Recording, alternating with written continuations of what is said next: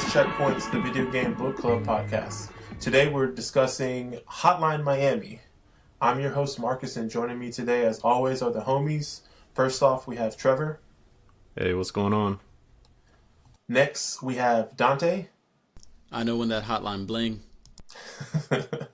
And last but not least, we have Greg. What's up? So as I said, we're covering Hotline Miami. This is my second game of February. First game was Papaleo. Second game, Hotline Miami. So I will be introducing Hotline Miami. So let's get to it. Hotline Miami is a top-down shooter by Jonathan Soderstrom and Dennis Whedon. And together they're collectively known as Denaton Games.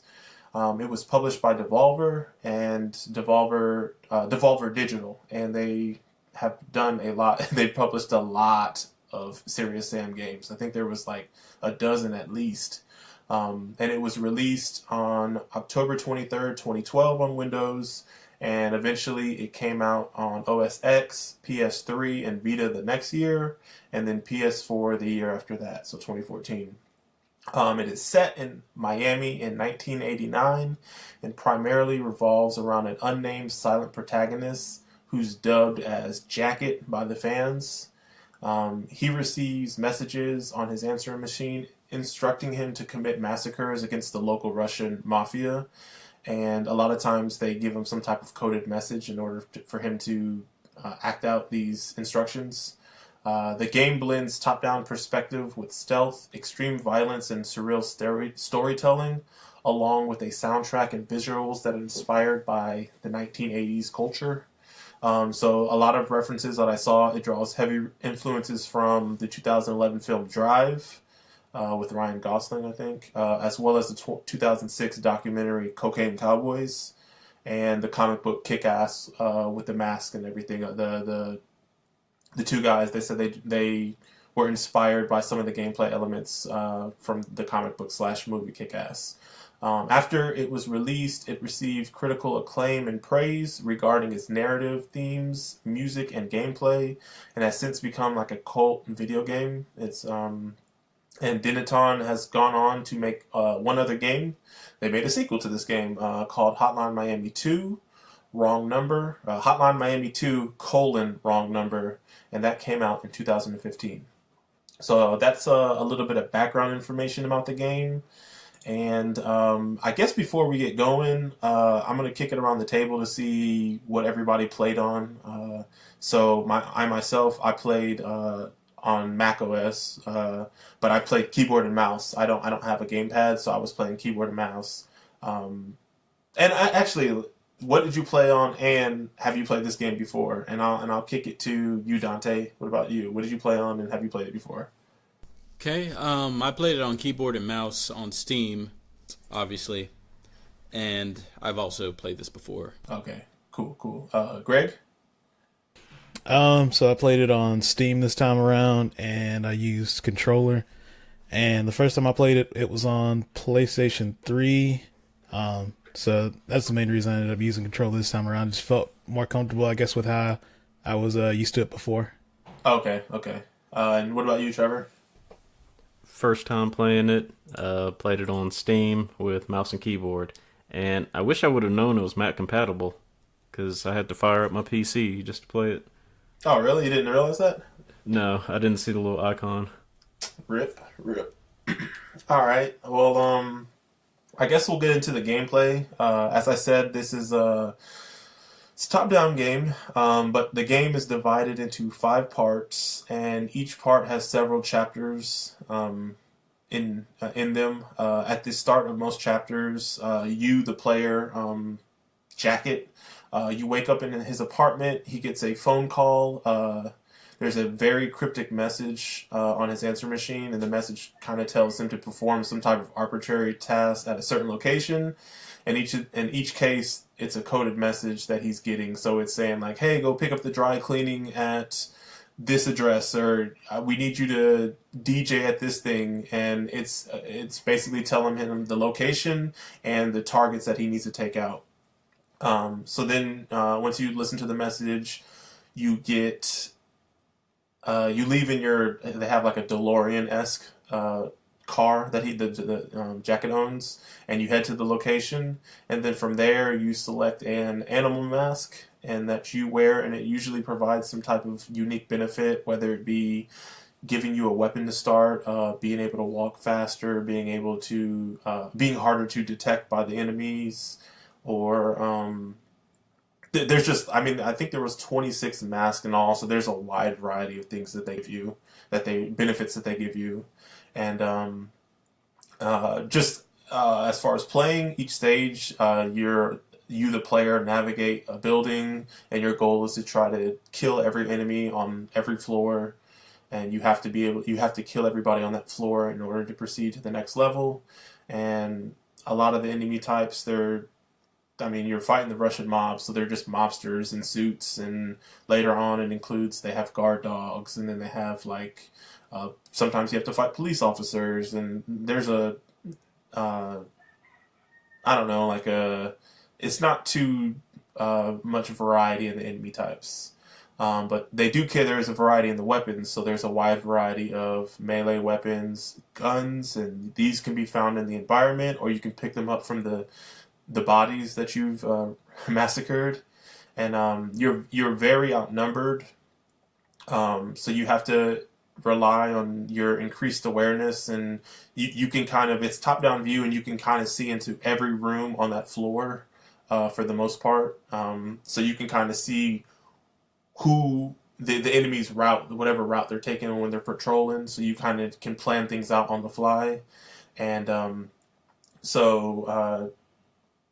since you're outnumbered, you have to rely on being stealthy almost to an extent, or being just super overwhelming with your aggressiveness as far as guns and everything, and to kind of clear out rooms. And having said that, it is like a one hit, one shot or one swing of a bat, and you're down just like the enemy. So it's pretty hectic. It can get pretty crazy at times where you're just took out 6 or 7 dudes, and then the 8th dude just swings his bat, and then you're dead, and then you have to start over. But the cool thing is that it's kind of like a Super Meat Boy. It's a quick spawn. It just starts you back at the beginning of that floor that you're on, so you can kind of quickly on the fly fine-tune your approach of the floor over a lot of trial and error runs. So you can kind of play around and try different attempts throughout your run of the floor. And the level ends with you either killing the end boss or getting some type of key item, and then you get a grade based off of your effectiveness, and the game kind of factors your speed, the variation or style in how you killed people, and then how reckless you were. And then these scores that you get kind of help you unlock new weapons and new animal masks, so it kind of adds more to the overall replayability of the game. But since you haven't played this game before, Trevor, I want to kick it to you. What were you expecting when you first hopped in, and how did you feel about just the gameplay as a whole? What was it fun? Was it entertaining? Would you have you played a game like this before, and how does this stack up with those other types of games? The closest type of game that I've played like this is probably Super Meat Boy. And as far as having to complete the levels through trial and error, I was really into Trials, Trials HD. But never anything that, required you to do things on the fly like this, because the enemies, it doesn't seem like they necessarily follow a set pattern, or they do to a certain extent, but sometimes they can do random things. But I really don't know what I was expecting from this game, because I looked at some of the gameplay, and it didn't inform me that much of what I'd be doing besides just going around. I thought it was like a John Wick game or something. But did you feel like John Wick? Towards the end I did.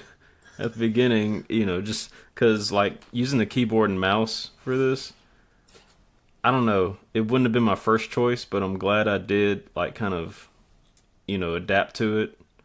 because it is kind of difficult to handle to get the hang of. Gotcha. But yeah, like starting off, I thought it was really fun. The music got me into it too. So we're gonna talk about the music. We're gonna talk about the music. Like just jumping into it initially, it was fun right from the start. It wasn't one of those games where you have to play and get into the story before you get into the stride of it. Tell me if this was the same with you. So like I've played this game this is maybe my third time playing this game. But I remember the very first time I played this game, you get dropped into like a tutorial, and it's pretty quick. Like, I mean, it tells you like, okay, here's how you pick things up, here's how you use it, here's how you throw it, and here's how you lock on to enemies. And that was really it. Do you feel like this game was like a simple enough game to pick up and play, but there was kind of like a simple to play but hard to master almost, or like the degree of difficulty that it kind of escalates to is, I think, is comfortable, because it starts you off simple, and then because it's like trial and error, you get a chance to learn things like on your own. So I think it didn't necessarily need a drawn out tutorial, but this is a weapon, this is a melee weapon. You can also throw it. This is a firearm.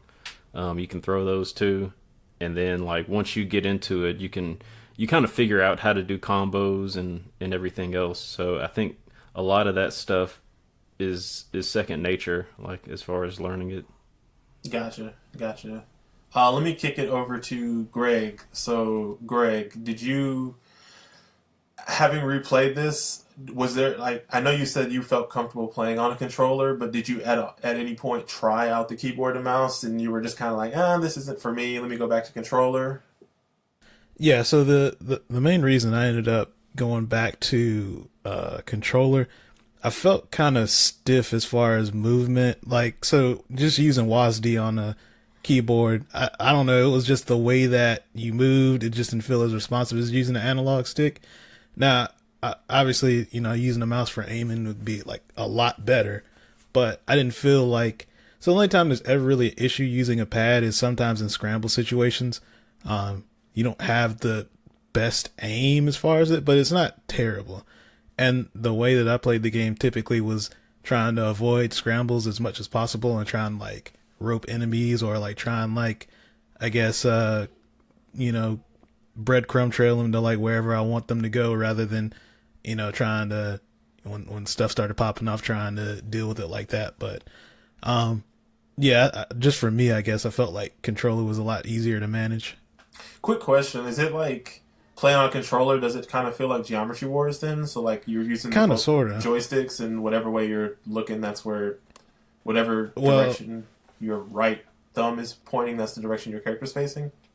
Yeah, basically like that. And then the way that you can play it is you can lock on enemies by either clicking the right thumbstick, or I'm trying to remember, I think it's right bump, or not right bumper, it's, I forget which one of the buttons is, but you can use either one of the triggers or bumpers to lock on enemies that way as well. And left bumper, I wanted to say, was how you toss the weapon out, or toss whatever your melee weapon was.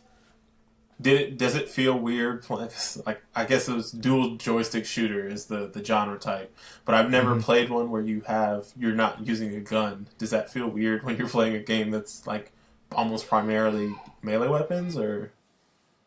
Not really. It was kind of, because like I said, the way I would do it, was kind of, I would just, you just use the right thumbstick to aim in the direction of, whatever enemy that you need, and, just kind of swing at them that way. So it wasn't a huge deal, I guess. Gotcha. Dante, was this your second playthrough of Hotline Miami? It was. And how did it go for you? Because I remember me and you were playing at the same time, and you initially, I think you had just started, you were kind of complaining a little bit about some of your qualms with was it the controls, I believe, or the gameplay? So, I have a couple minor squabbles with gameplay. Like, for the most part, it's very, very good, and more or less what I remember. I don't know if it was specific to playing with keyboard and mouse, but sometimes you have to be pointing in the direction you're going to swing, which, I mean, it sounds obvious, but when you're doing the WASD and you're also trying to do like the 360 rotation of like where you're aiming with the mouse, it can kind of, I won't say it's complicated, but it can add a little bit of like, it's just something you're not thinking about all the time. I definitely know what you're talking about. It'll mess you up occasionally. And also the timing window is so tight on swings that most of the deaths, like, they feel like your fault, but then occasionally you'll run into a death. Man, I really don't think I mistimed that by a large enough extent that, you know, I should have missed. So those were my, like, qualms at the time, but it's something you adjust to, and I don't know if I got the swinging down by the end or not. Like, it's hard to substantiate what I'm trying to say. I get you. Like, so when I first played this game, I played keyboard and mouse that time too, but I had a trackball mouse, so I felt like I had a little bit of more control of like the direction my character was looking, because I could just quickly scroll, like, you know, twist the ball over to whatever side to make my character look that way. But now I'm playing with a tracking mouse, the Razer mouse, and I definitely some sections I went into a room thinking I was facing one way, but I hadn't fully turned my character around. So like I run into a room backwards almost in a couple situations. And another thing that I was running into, and this might be, Trevor might be able to say something about this too, is it wasn't like the AI in this game, like, it's kind of not wonky, but it's like almost a little inconsistent in my opinion, where sometimes you can walk into a room and like the dude immediately, his attention is on you, and like he could have his back to you or whatever, and he immediately just runs at you and swings. And so like sometimes you have to be super quick have super quick reactions in order to swing your melee weapon or whatever, in order to react to some of these situations. And then there's other times where like you're damn near right up on the person and they don't know you're there. And it's inconsistent in a way that you need to swing fast, but you don't know when they're going to react and start. Exactly. Yeah. And like one of the cool things is gunfire draws an enemy's attention. So obviously, because they can hear it, so obviously that makes sense. But it's a lot of times like you walk into a room, you literally open up a door, take a step in, and then the dude is on the other side of the room with his back to you. He immediately turns and starts running at you, and it's like, whoa! I mean, like I didn't even move. Like what's going on? And I know Trevor was stuck on a particular stage for a long ass time in this game, and it was at a certain point looking like he was not going to be able to finish this game. And I was wondering if you had that issue at that point, Trevor, or what was some of your issues at that point that you were having? Yeah, that was one of the issues as far as like being sighted by enemies, and also their field of vision is unreal. It's inconsistent too, right? Yeah, like I don't understand how sometimes it's like they have eyes in the back of their head, but then they can... Footsteps, man. They can hear your footsteps. And then other times it's like that level that you were talking about was on Chapter 10. There were instances where I would be rounding a corner and they would shoot me from across the map. I wouldn't even be able to see them, and even if I had like the mask that extended my vision, I still wouldn't be able to see them, and they can just shoot me from the other side of the map. You do know that with shift you can extend how far you look, right? Yeah, that's what I was using. Yeah, it was just that level in particular where like you couldn't see, if you were in one corner, you wouldn't be able to see what was going on in the other corner of that map. So like what Trevor is saying is so like, and what Dante was saying too is like you could, with the keyboard anyways, you could hold left shift, and you could kind of, your character wouldn't move, but you could kind of shift the camera and like extend your field of vision, and you can kind of scroll across the map.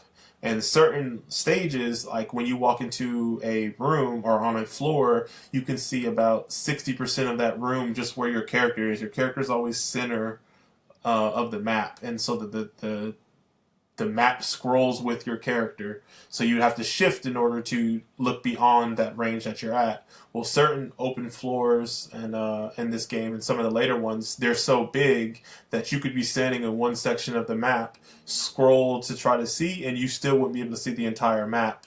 So you could be potentially running into a situation where, okay, you take out 3 enemies, but you get shot from off the screen because that enemy sees you, but you don't see them. And I know that particular level that Trevor was alluding to, it was a rough section because there was 4 floors on that in that building, and I think like they I think that was the chapter where they asked you to kind of put together all the things you've learned to that point to try to tackle that. Because I mean, there were parts where you had to run. Like, you didn't start off with a gun, but somebody with a gun is shooting at you, so you have to, like, dodge his bullets, but then take out 2 dudes with 1 melee weapon that are, you know, so it just was, that section was rough. And then, like, later on, they introduced dogs and dudes that can shoot through glass that you can't see, and it gets rough. The later parts of this game get rough. Go ahead, Trevor. And that was another thing I mentioned when you asked me about, like, since it was my first time jumping into it, since that's chapter 10 that we were talking about, that's where, like, the game's difficulty kind of crescendos. And so, like I was saying, all the things that they don't introduce in the tutorial that you should learn along the way, that's where you're really tested right there. So honestly, just kind of like, oh, go ahead, Dante. Oh. Well, the only thing I was going to say about the AI, I guess, I don't know if I'm the only person that feels like this. I kind of enjoyed how inconsistent the AI was, just because I felt like it kind of adds to the frenetic pace of the game, and it's just always an uneasy feeling. You can plan for stuff as much as you want, but when shit pops off, it's just like anything could happen at that point, right? So that's the thing that I enjoyed the most. And it's also kind of, I guess it's what I like, but it's also frustrating because there's times where I will just die because I'm down to like the last 3 enemies, and I think I know their pattern and I think I've scoped it out well enough, but I just didn't account for it. And then, or maybe I opened the door and I shot too quick when I did, and I died, and I have to go kill 20 enemies again. So I appreciate it. It has its its annoying spots, but overall, I think it really kind of helps this game, like, keep the kind of like that breakneck pace of, like, you don't really know exactly what's going to happen when you try to go through it this way.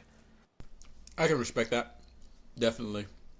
What I was going to say, I actually felt like it was, I don't want to say that it was more difficult in the first half, but balance-wise, as far as the difficulty goes, like, I never really noticed a spike, just because I think they ramp up on a really good pace.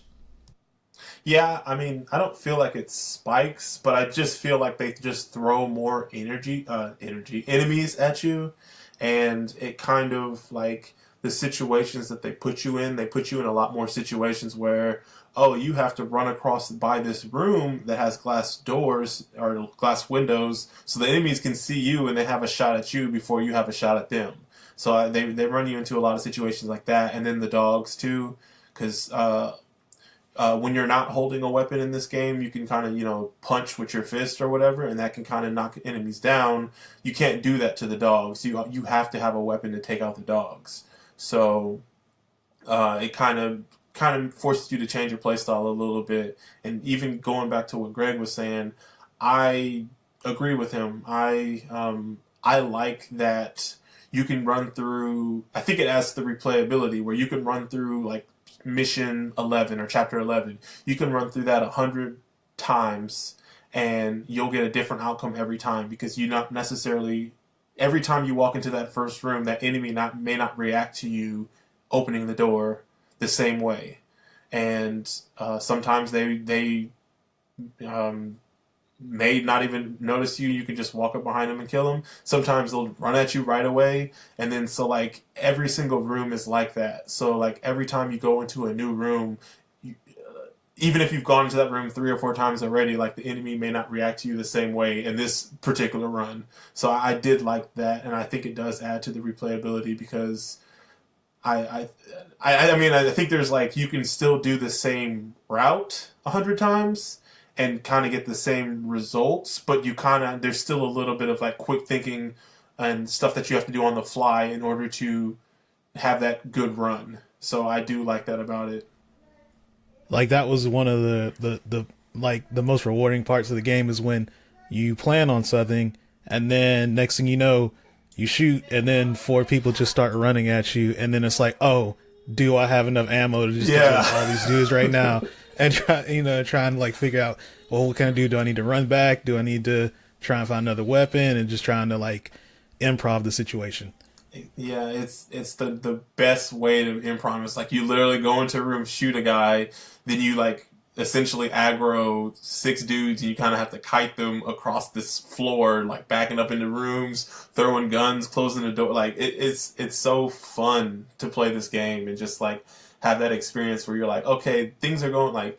This is the plan I have, and immediately you kill the first guy, and then the plan goes to crap. And then you're like, oh crap, what can I do? What can I do? And then you constantly have to do that. Even like if you were to die, like you still get that rush, the second playthrough, the second run, the third run, the fourth run. So there's always like something that's going to go slightly wrong in your run, and you have to be like, okay, I got to think on the fly. So. And I don't know if anybody. Oh, go ahead. Oh, I was going to say I thought Trevor had something, but you go ahead. Oh, I don't know if anybody else had the same deal as me where like as soon as you start racking up deaths like 3 or 4 at a time, eventually you just kind of get in like effort mode and you just start trying to run through it as fast as possible just out of like frustration. Oh, you're definitely talking about Trevor right here. Go ahead, Trevor. Man, I only did that on a couple of levels. But how long did you do it for? Like 30, 40 minutes? Like honestly, there were times where like I died so that I can learn how the enemies reacted, because every now and then the door could be wide open and you could shoot a weapon, and sometimes the enemies in the next room would hear you like with the door open. Sometimes they would hear you with the door closed. Sometimes they wouldn't hear you at all with the door closed. And so it was like I said, trial and error sometimes to see how enemies would react to certain things. But it made it fun though, right? And like you didn't feel like, even though it was inconsistent, because I think we're all saying that it didn't feel like cheap to you at all, or did you feel like it was fair and it was always like you understood why you died, even if you were like, I don't like that I died that way, but you understood? I thought it was a fair challenge because it made it so that it's one of those games where, or so it's not one of those games where you can kind of complete a level on a technicality. Like, oh, he didn't see me, so I can go on ahead and just walk through the door and go to the next level. Whereas this game, they force you to kill everybody. Yeah, it keeps you on your toes. I gotcha. And I guess since we're talking about the game and the gameplay, I think we probably should circle it back a little bit and talk about the combat and just namely the weapons and the masks. So as I said earlier, there's a huge variety of weapons. I don't even have a number count, but I think there's easily like at least 30 melee and throwing weapons. And then there's like a dozen guns or so. So there's a wide variety of tools of destruction in this game. And did you guys have any ones that, and in addition to that too, like things are, as you're playing on and getting grades and stuff, you're unlocking weapons as well. And one of the other cool things about this game is, excuse me, one of the other cool things is when you restart a run, like say you die and you restart, everything is kind of randomized. So like, like you walk into this first room and then there may be like a weapon laying on the ground. That weapon will always be there, but it is kind of random what it will be. Like normally if it's a melee weapon or a throwing weapon, it's going to be one of those, but it may not always be that same weapon. So your first run might be a bat, second run it might be a crowbar, third run it might be a pool stick, fourth run it might be a ninja star. Like it's the game is constantly giving you new tools to mess around with, and I did like that because I know a lot of the games that we've been playing, once we get the weapons that we like and that we feel comfortable using, we kind of stick with those weapons throughout our entire time with the game. But I feel like one of the cool things in this game, not that there is a huge variance in the melee weapons or the throwing weapons, like all the melee weapons for the most part feel the same, all the throwing weapons feel the same, but I do like that it kind of forces you to be able to just use whatever in your environment. It kind of forces you to like adapt to the situation. The guns, on the other hand, are a little bit different because the guns definitely have different. I mean, they're different ammo counts and they have different ways. You know, they have a silenced Uzi, they have a regular Uzi, they have a silenced pistol, a Magnum, like an automatic shotgun, a hunting shotgun, like a sawn-off shotgun. Like a assault rifle. So like they have a wide variety of guns, and they each kind of feel different in their own unique way. Where it's like, okay, I got 2 shots with this, so like if I aggro like 4 or 5 people, I only can maybe take out 4 at most, and I kind of have to like quickly look for something else. So how did you guys feel about the weapons in this game, and did you have any favorite weapons or things that you preferred over something else or things that you didn't like? And I'll kick it to you first, Greg. As far as melee weapons, they all generally seem about the same. The only melee weapon that I think I think he's having all right, so hold on. Y'all go ahead. Okay. We'll cut this out. I hear the screaming kid in the background, so go ahead and be a dad for a little bit. We'll talk about murder without you. All right. Go ahead, Trevor.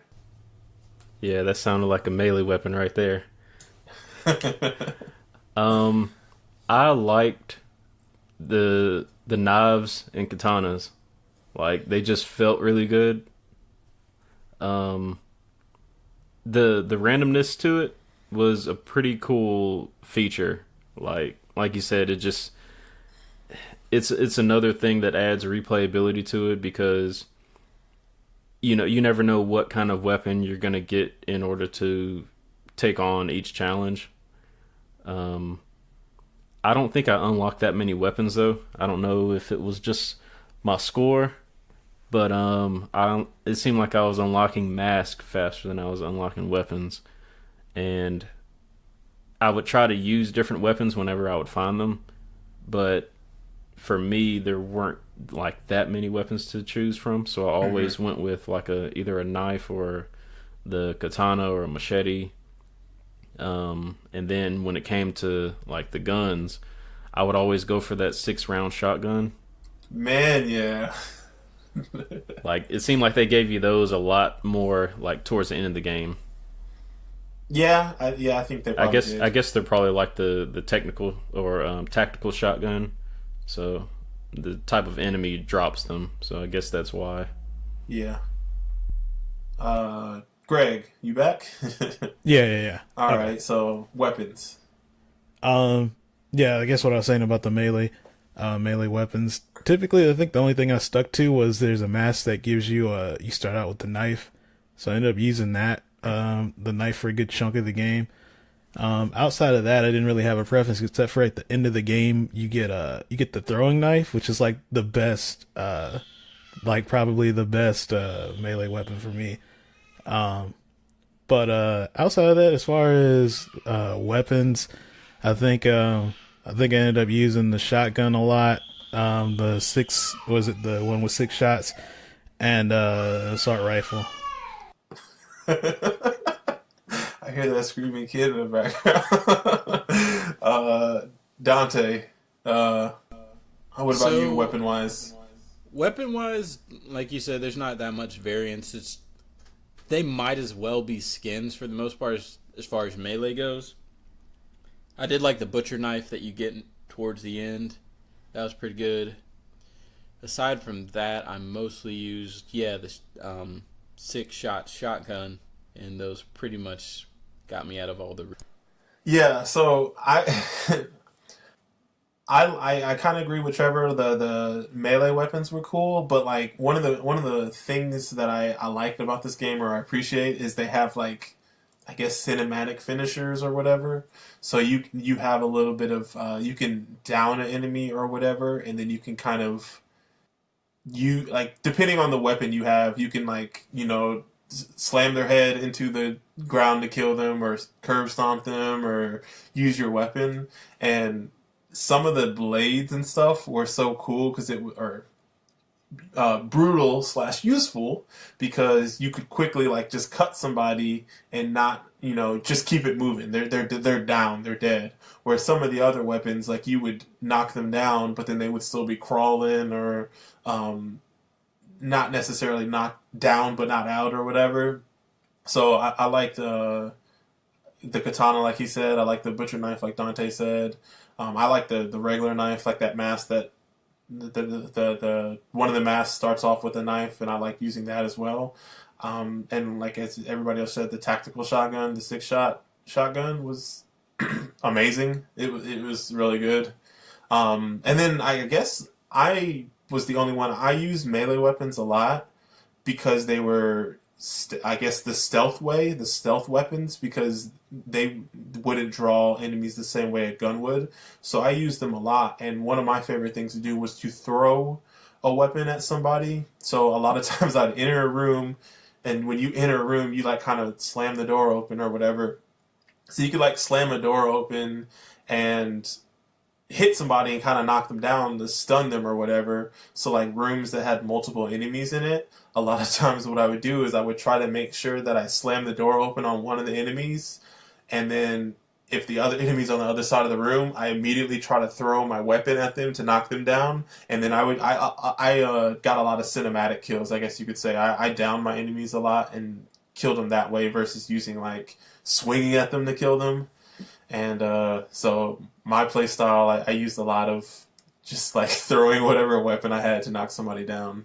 But funny enough, I don't really like the weapons that are the throwing weapons. Like they have bricks, they have bottles, they have the ninja star, they have throwing knives.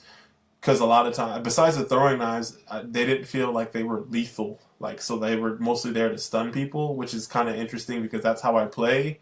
But I kind of swayed away from those because I didn't like them as much. Because they weren't as, like, dual purpose. Like, if somebody was up close to me, I could swing my bat. But if they were far away, I could throw it. Versus if I have a throwing weapon, it seems like, if they're up close to me, like, it's not as effective. So, yeah.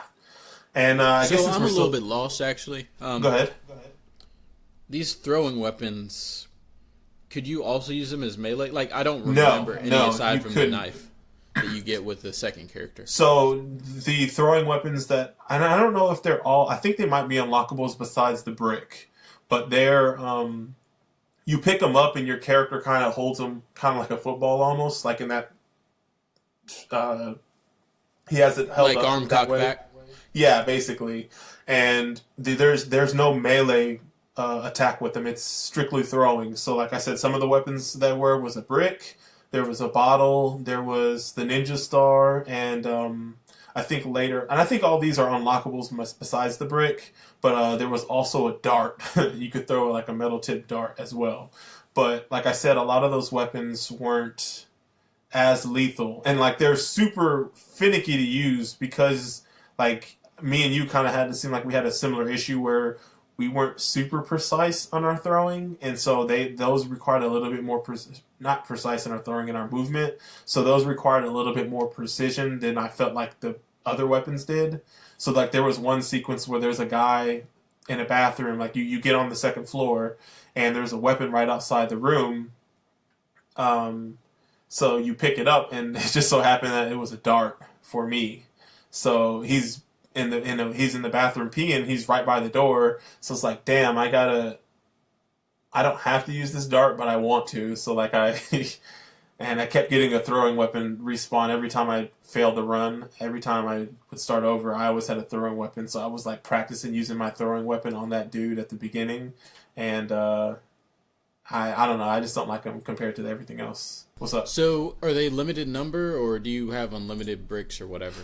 They're limited numbers. So, like, kind of like when you walk into a room and you can see a bat, or when you kill somebody and there's one of whatever type of thing.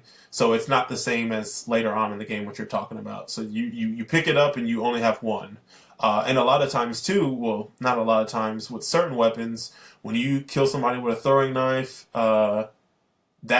it's done. Like, you can't pick it up anymore, where like some of the other weapons, when you throw them, like the melee weapons and stuff, or even the gun, you can hold a gun that has no ammo and you can just throw it. You can hold a bat and you can just throw it. But these throwing weapons, as soon as you kill somebody with them, they are gone. At least the two that I'm thinking of, the dart and the throwing knife. I didn't use a brick in this playthrough, but I'm pretty sure those are the same as well. And if that's all we got for unlockable weapons, let's talk about the mask, because I think this is the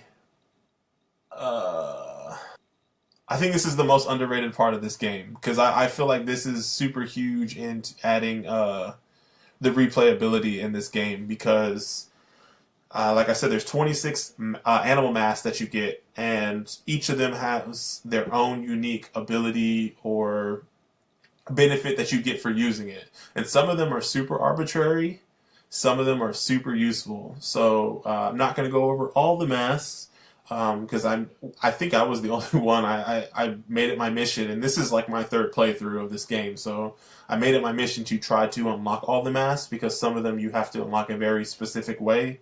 Some you get for just beating a level, and some you have to do like, oh, you have to find this mask, or you have to complete this specific task or whatever. So there's melee, there's weapons that make melee weapons, or thrown weapons, excuse me, they make them lethal. So as soon as you throw a weapon and it hits somebody, they die.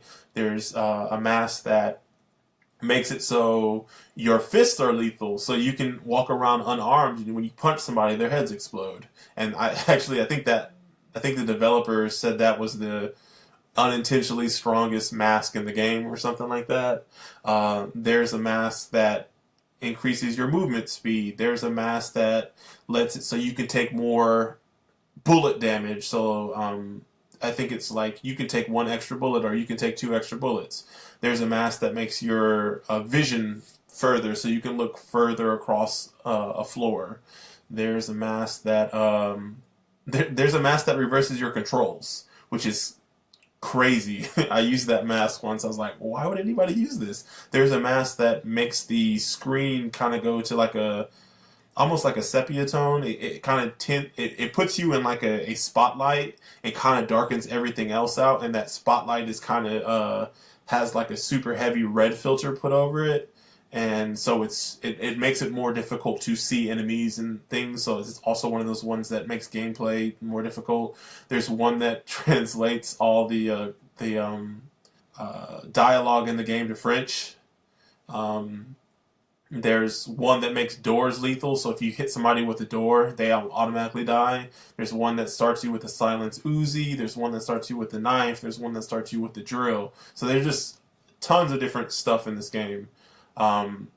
Since you're the new person, Trevor, you haven't played this game before, how did you feel about the mask, and were there any that they kind of stood out to you?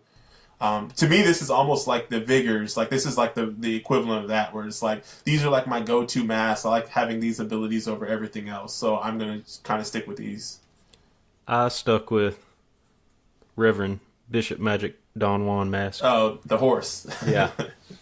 Man, those lethal doors were clutch, like on every level. Because I don't know what it was, but there was just something about the door physics. Like, I hated it, but sometimes it worked to your advantage. And so, like, whenever there were 2 enemies patrolling a room, you could open the door and knock the first enemy out, and if you had the lethal doors mask on, it would kill that first enemy. And then the enemy that was patrolling behind them, they would actually close the door back, and you could just push it open again and hit them a second time. Game in the system. And I was just reading about that mask too. Apparently, it increases your score if you do a like if somebody is down but they're not dead and they're against a wall. If you do an execution on them, it actually increases your score for doing a wall execution. Oh, okay. I didn't know that. Yeah, I just now read that, so there's no telling what some of the other masks do. Like there were Extra. yeah, there were some like the one that lets you take one bullet. I didn't even try that one because the times that I died, I was taking a lot more than just one bullet. So I don't know if that would have helped me at all, but I kind of stuck to that one. Certain levels, I would get the mask that lets you start off with the knife.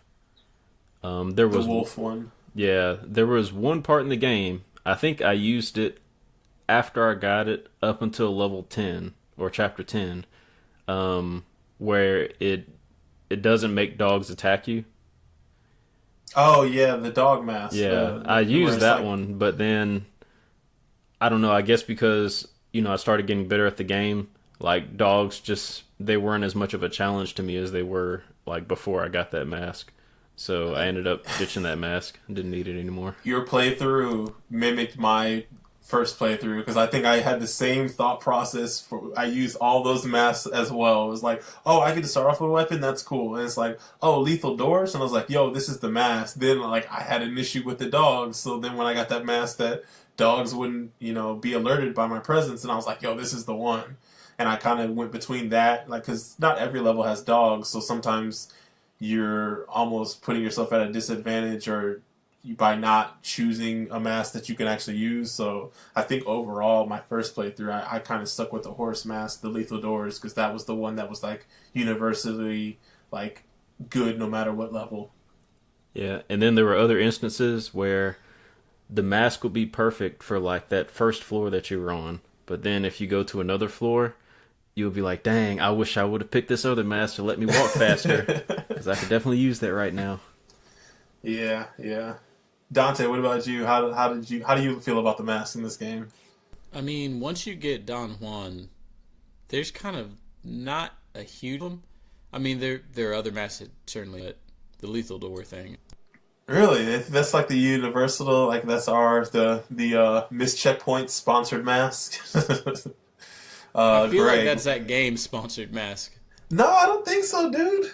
I don't know. Are you back, Greg? Are you still doing daddy stuff? Yeah. Okay. So I'm gonna break the trend here. I didn't use Don Juan at all. Thank you. So the ones I stuck with for the most part was you get Tony, I think, the first mission, and I use that for a chunk of the game because I kind of just like bum rushing people. So I would just run up on people. That's the one that gives you the unarmed one hit kills. So I would just kind of run through some rooms, just like punching people and just like trying to go through as many rooms as I could like that until I found a weapon that I wanted to use.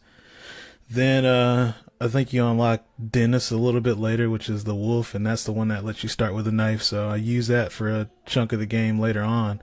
And then once you get Peter, the unicorn, I think you get him like towards the last few missions.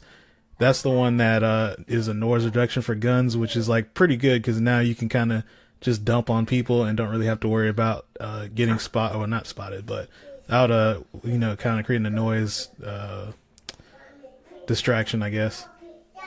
Yeah, I gotcha. So I was gonna say I used the horse my first playthrough, like before we did the show or whatever, like when I first played this game. But this playthrough I was like, I want to use some of the other masks or whatever. So I had use the chameleon mask. That one you get for beating the game, and it makes you harder to be detected. So I was using that one a lot in the early goings of the game, and then I kind of dabbled with some of the other masks to kind of see what they did. So I did use the unicorn one, like Greg was talking about the reduced gunshots. But once I got in the flow of things and was playing, and I knew my play style, I decided, hey, I want to try to unlock all the masks. So I unlocked the Cobra mask, which the snake, and it kills enemies when you throw a weapon at them, and that was like catered to my play style. So anytime I threw a weapon at somebody and it hit them, they died. So I was like, yeah, that's the one. And then so I ran with that mask, and that was basically the one I used the rest of the game. But after I beat the game and I unlocked all the masks and everything, there's an achievement to mess around or to finish a level with every single mask. So I kind of use that as an opportunity to like just play some levels with some of the other masks.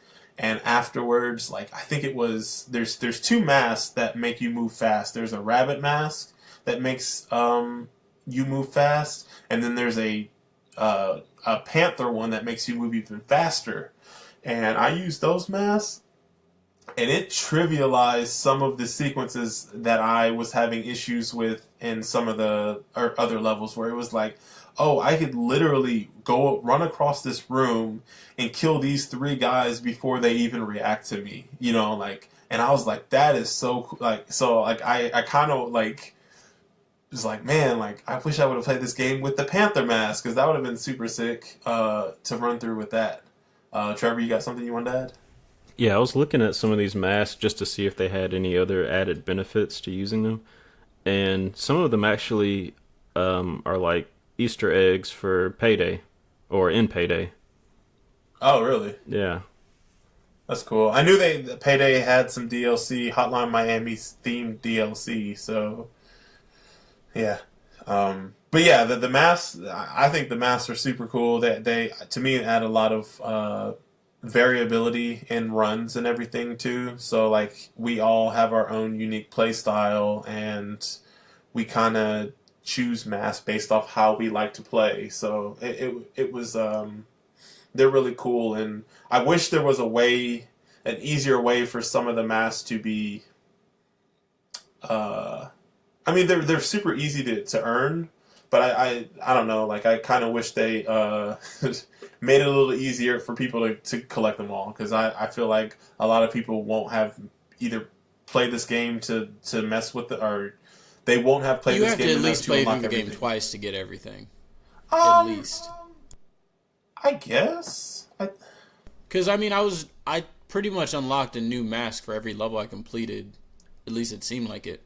Actually, you're And right. I was still missing mask by the end of the second playthrough. Yeah, you're right, because there's definitely a mask for well, technically you could get everything in a single playthrough, but there's a mask that you get for beating the game with the normal ending, then there's a mask for beating the game with the secret ending. So if you knew the secret ending from the jump, if you were one of those people that could find it in your first playthrough, you could technically unlock all the masks in your first playthrough, but you would also have to find the masks too, because there are some masks that are the specific way you have to find them too. So I guess the only thing, I think we saved the best, well, in my opinion, we saved the best for last. Can we talk about this music, though? Can we talk about this music? So, Hotline Miami, like, I think this is why this game, in my opinion, like, the art style and the visuals aside, like, I think this was the reason why this game became such a cult status game, you know? Because it was, like, not only do you have, like, a cool visual aesthetic, but the music has to sell it. And I think the music in this game is amazing. And I will say, this is probably my favorite video game soundtrack in a video game. And the coolest thing about it is I believe it's all, like, licensed, or, like, these are actual, like, the soundtrack are actual musicians and people that made music. So I think it's like a licensed soundtrack. I think maybe some of the music was made for this game, but I don't think it was like, I think people, like, it's just a licensed soundtrack. Do you know if I'm right about that, Dante? Everybody has names next to them in the OST that I'm looking at. These are all like professional recording artists or whatever. So I don't think, as far as I know, I don't think anything was made for this game. But I'm probably am wrong about that, because some of the titles are. I mean, there's a title of a song and it's called Miami 2. So maybe I'm thinking the music's original to the game. I just I think who they got were really good people. Okay, yeah. And the coolest thing about it is, like, it's when you first get into the game, when the game loads up, you're at the title screen. Like, the music is amazing. You go into the tutorial mode, the music is like setting a mood. You go into the first story beat, the music sets a mood. You start the first, like, literally, like, you hear like 4 or 5 different tracks before you really play the game. And I feel like they do such a good job of creating that feel of the 1980s in Miami or whatever, but then also just like getting you ready to like. Trevor, how did you feel when you first played, like when you got into the game for the first time? Because I remember you just like sitting at the. Didn't you say you sat at the title screen? Yeah, like I put it in the game because I didn't plan on playing it that night. Like I just wanted to make sure it was working and everything.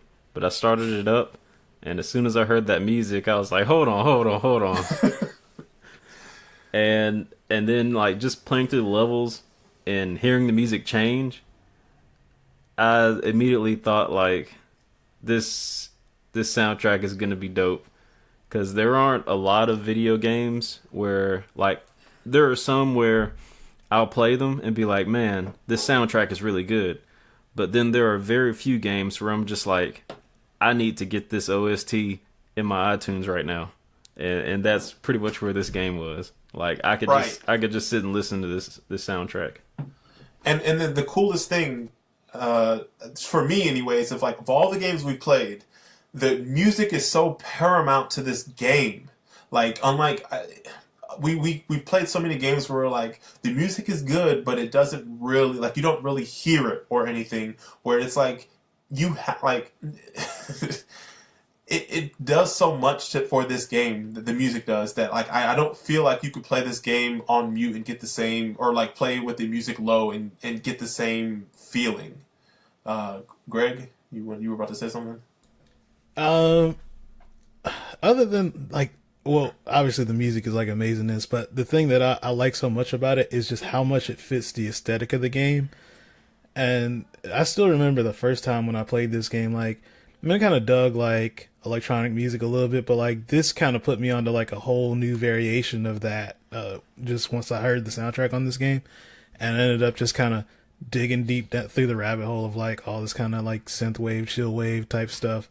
But, man, like, it's a soundtrack that definitely left, like, a lasting impression on me. I feel like Dante may have something to let us know about this music. So everybody brace yourselves. Dante, how did you feel about the music in this game? How did you feel about the music in this game? I was offended when you said I had terrible taste in music the other day. That was an incorrect statement. That's factually incorrect. 2, the music in this game is amazing. 3, you have terrible taste in music. Oh, okay. I'll take that then. I'll take that because you like the music in this game. So like one of the coolest things, and like it's super subtle. And, like, I don't think it really it didn't hit me until I was reading somebody else's summary of this game. Because I was like, after I beat this game, I was reading up on the story because I was like, man, the story, I don't get the story and blah, blah, blah. Hold up. It's the second best soundtrack after Phoenix Wright. Sorry. That's next missed checkpoint. Okay. We'll see then, because if that's how you feel, then you got me a little more excited about Phoenix Wright because I really, really like this soundtrack. But yeah, what I was saying was the story in this game is kind of it's hard to parse through. It's hard to figure out what's going on. But one of the coolest recounts I saw is somebody was like, yeah, you're rampaging an entire building. You're killing everybody in sight, and you have this super bombastic like music just pulsating in your ear. And the moment you kill everybody, the music just stops. And then it's almost like you got out of your trance and you're like you're waking up and you're like looking around and it's just dead bodies. And then you have to run through that building in silence. And like you have to go back to your car, and it's such like a surreal moment, and like the game has a lot of like surreal moments in it. And it was just like when I saw somebody read that or like type that out and I read it, I was like, I never thought about it like that, but that is like the perfect way to describe how this game is, where it's like you're just in a trance the entire time you're playing, and as soon as everybody's dead, it's like it's stopped, and now you're back to reality, and it's like, oh my god, what have I done? Greg. Do you notice, and I guess this is, I feel like all the songs in this game are like sequenced this way, but they all have a build up to them where like you start out and it's kind of like, kind of just, building up a little bit. And I feel like it goes in cue with like how each, I guess chapter is kind of designed. So it's like at first it's a little low, then it builds up, then you've kind of got like a break point for a little bit, then it'll loop back into the same stuff. But like, I feel like the way that the drops come in or whatever, it goes like almost perfectly a lot of time with the action that's happening in the chapters. 100%, 100%. And then even the coolest, well, not even the coolest thing, but a cool thing too is, like we're saying, you're, doing multiple runs in order to beat a level. The music doesn't stop when you die. So the music keeps playing and keeps playing. So you're never like rehearing the first 15 seconds of a song. Like if you get stuck and you're dying on that first room, like, 10, 11 times in a row, like the music it keeps going. So you're never like taken out of it either. It fully puts you in that trance-like state. And even like the ambient, like after you beat a level, you return back to your car, you get the title, or not the title screen, the grading screen, and you get your grade. There's music that's played there, and it's like almost like a celebratory, like chill type of music. And then you immediately go into like quote unquote the city or whatever, and you go to some store, and then that's where they play the sound, I don't even know how to describe it. It's almost like a song that is like that's just strolling around in town. Say what? The screech that it does, just this is very chill, and it's got this kind of like, I don't know what instrument it is, but it just has this screech to it. But then I'm saying when you're in that town, it goes to that song that Trevor really likes with the street noise and all that, and that just sounds like a bustling, like busy, like it's just like it puts you in like being into a city atmosphere. Is that a good way to describe it, Trevor? Yeah, it's definitely, man. And I was just thinking about one of the things you said that I didn't even notice. Like even when you restart the game, it doesn't like restart the music or anything, or stop or pause the music at all. It just like, continuously plays. And man, the soundtrack's just so good. Yeah, like I have nothing else to say. Like I could listen to this soundtrack without playing the game, but like I honestly I feel like it does so much for the game, and I couldn't imagine playing this game without this soundtrack. Yeah, it's like the perfect marriage of the two. And it gives like certain areas like their own kind of themes, because every time you go into like one of the shops, like it plays a certain music. Every time you're at your apartment, it plays a certain type of music. Boss battles, different events, it's like it's playing theme music throughout the game. Yeah, it's awesome. Like even like the levels when you go, to like clubs, they play like clubby music, and then they're like it's all electronic music, but it all has its own unique feel. So nothing is not too samey, because I think that's like Greg might be able to attest to this, because like I know a lot of people that don't like electronic music. They kind of say it all sounds the same after a while, and to me, at least, and I'm a fan of electronic music, but to me, nothing in this game sounds the same. And even, like, some of the songs, they kind of get, like, if you listen to the OST, like, oh, this is an 8-minute song, and it's kind of, like, the same kind of instrumentation or, like, repetitiveness throughout the entire song. But then there's some songs that, like, it builds up for 50 seconds, then the next 45 seconds are this, and it's, like... It's so cool how they were able to use like different types of electronic music. It all sounds like it fits like this aesthetic and this visuals, but it also like it just like it's good murder music. I don't. And Greg, do you have any complaints? I think for the most part, the other three of us, at least, we're somewhat fans of electronic music. I think you were the only one that maybe didn't have any, didn't really like it that much. But does it ever sound samey to you at all, or? Well, I listen to a little bit of electronic music, and like I used to listen to drum and bass a little bit too. But no, like I dig everything about the soundtrack. Like I said, like I wasn't like, again, I kind of wasn't really like too big on the like that type of like synthwave stuff, and it really like piqued my interest, and it ended up kind of like digging down the rabbit hole, looking up these artists, trying to find similar stuff to that. So yeah, like I mean, I love everything about the soundtrack. Speaking of music, I think we kind of had said last episode that we were going to try to track our deaths, and the two people that had the least amount of deaths, we would let them choose the intro and outro songs for the show. And I don't think we tracked our deaths because I think all of us had at least 150. I track mine. Okay, so. But I think ultimately I think it was me and Dante with the least amount of deaths. But maybe we can work something out to like everybody gets to choose the song. I don't know how we'll do that, but maybe that would be tight. That's more work. I can just say something about Paris too, and we can just drop it right here. Okay. There you go. Should we do that, Dante, or would you rather just two songs? We can make it work if we need to. All right. Well, Well, then have how a will we little bit let? of a production meeting about how to make it work, but we can do it. Maybe we can have like Trevor introduce one song right now, then Greg introduce one song, and then me and you will be the front and end. Intro and outro. Yeah. All right, we can figure it out. All right. So Trevor, what's your favorite song in this game? So then maybe we can do like a little 30-second snippet of it or something. All right, let's go. Daisuke. We don't need to put in the pause. I can put in the pause. Oh, okay, cool. I was like, I don't know what to do. All right.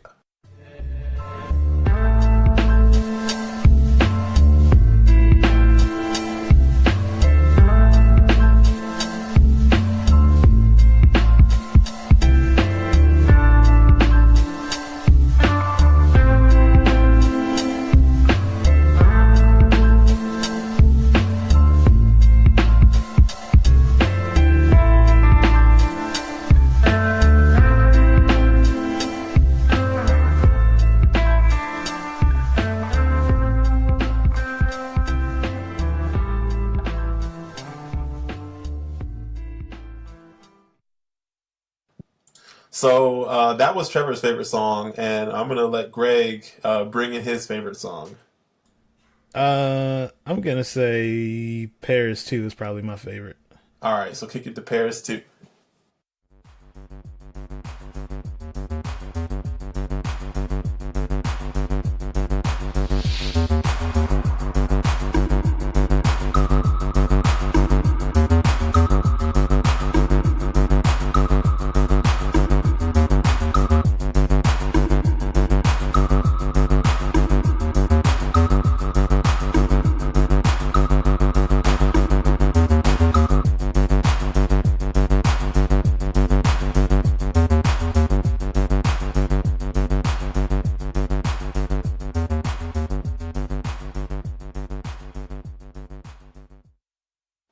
All right, cool. So, like we said, that's only like a snippet of some of the music in this game. So, we each, I think I'll do the intro, Dante will do the outro. So, I mean, there's going to be 4 different songs for you to listen to. Can we swap intro? Okay, sure. Just because my track that I was envisioning was working better as an intro. Oh, that's fine, dude. All right, so cool. That's just a snippet of some of the songs in this game. Dante got the intro, then we got Trevor's choice, then we got Greg's choice, and then I'm gonna, I guess, be the outro song. So 4 completely awesome songs from this game, and it's just only just like a margin of like how good the soundtrack is. So at the very least, if you don't play this game, listen to the OST because it's amazing. But I guess that's enough gameplay. I think we should delve into the story, and this is a doozy. This is a doozy, so here we go. There's 5 parts to this game. So the game opens up with the tutorial, and I think I kind of touched on it before. Tutorial was pretty good. I mean, there was like 4 different things it taught you, and that was really it. The game is fairly straightforward as far as what you need to be able to do. But as soon as you finish the tutorial, you appear in a mysterious apartment, and there are 3 masked figures. And these masked figures are a horse. He's wearing a horse mask. There's a figure wearing a rooster mask, and there's a figure wearing an owl mask. And they each kind of treat you differently. So like the horse is super sympathetic to you. The rooster is kind of in the middle, and then the owl is just super mad at you. But they kind of just are super mysterious figures, and they seem to know more about you than they're letting on. But they just kind of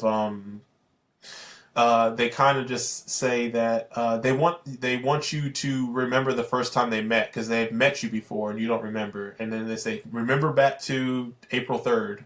So then the game opens up, and it's April 3rd, and you wake up and you have a phone call, and it's basically telling you, I don't remember exactly what it says, but it's basically giving you those coded instructions about the location and everything. Then you go outside your apartment, and there's a package there, and it has a note and a rooster mask. And then so you walk out to your car, and your mission, you go to the address, and your mission is to kill all these Russian mobsters, get a suitcase, and drop it off in a dumpster.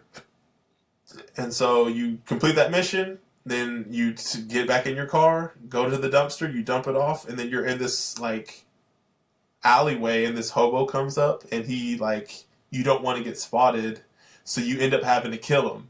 And it's kind of interesting at this point, because you end up having to kill the hobo, and immediately after you kill him, you throw up, because you're like so sickened by your actions, like your character throws up. And it kind of shows how like green beyond the ears he is about this whole ordeal. But obviously as the game goes on, he becomes more... The game goes places as he continues on.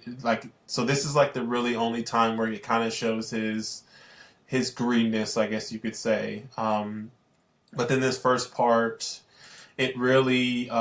you hit up some other cool locations. There's a mobster occupied apartment, there's a drug operation, and then there's a mansion that's owned by a movie producer, and he has this this woman. She's laying on a bed, and has a bunch of like syringes and stuff beside her, so she's very like addicted to drugs, and she's kind of locked up in his room. And I think that's chapter 4, and that's where you have that boss fight against the movie producer, who's this big, bulky dude that takes like a lot of damage. Like you have to kill him with a gun, and I guess that's like the very first quote-unquote boss battle of the game.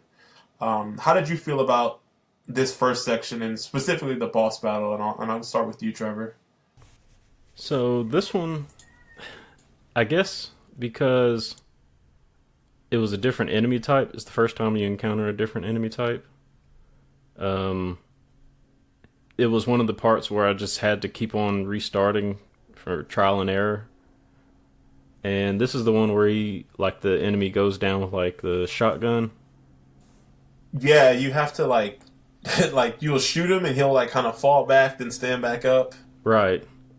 It was a little weird because, like, up to that point, all the enemies that fall down, I'm thinking, you basically just walk over to them and finish them off. And so every time I shot him and knocked him down, I would run over to him and try to finish him, and then he'd just get back up and kill me. But then, it was also a chance for me to learn how to aim better, because I realized before this level, I wasn't aiming at all. I was just kind of pointing my character in the right direction and then shooting. But for this boss, like, I think the weapon I was using, you only had 2 shots.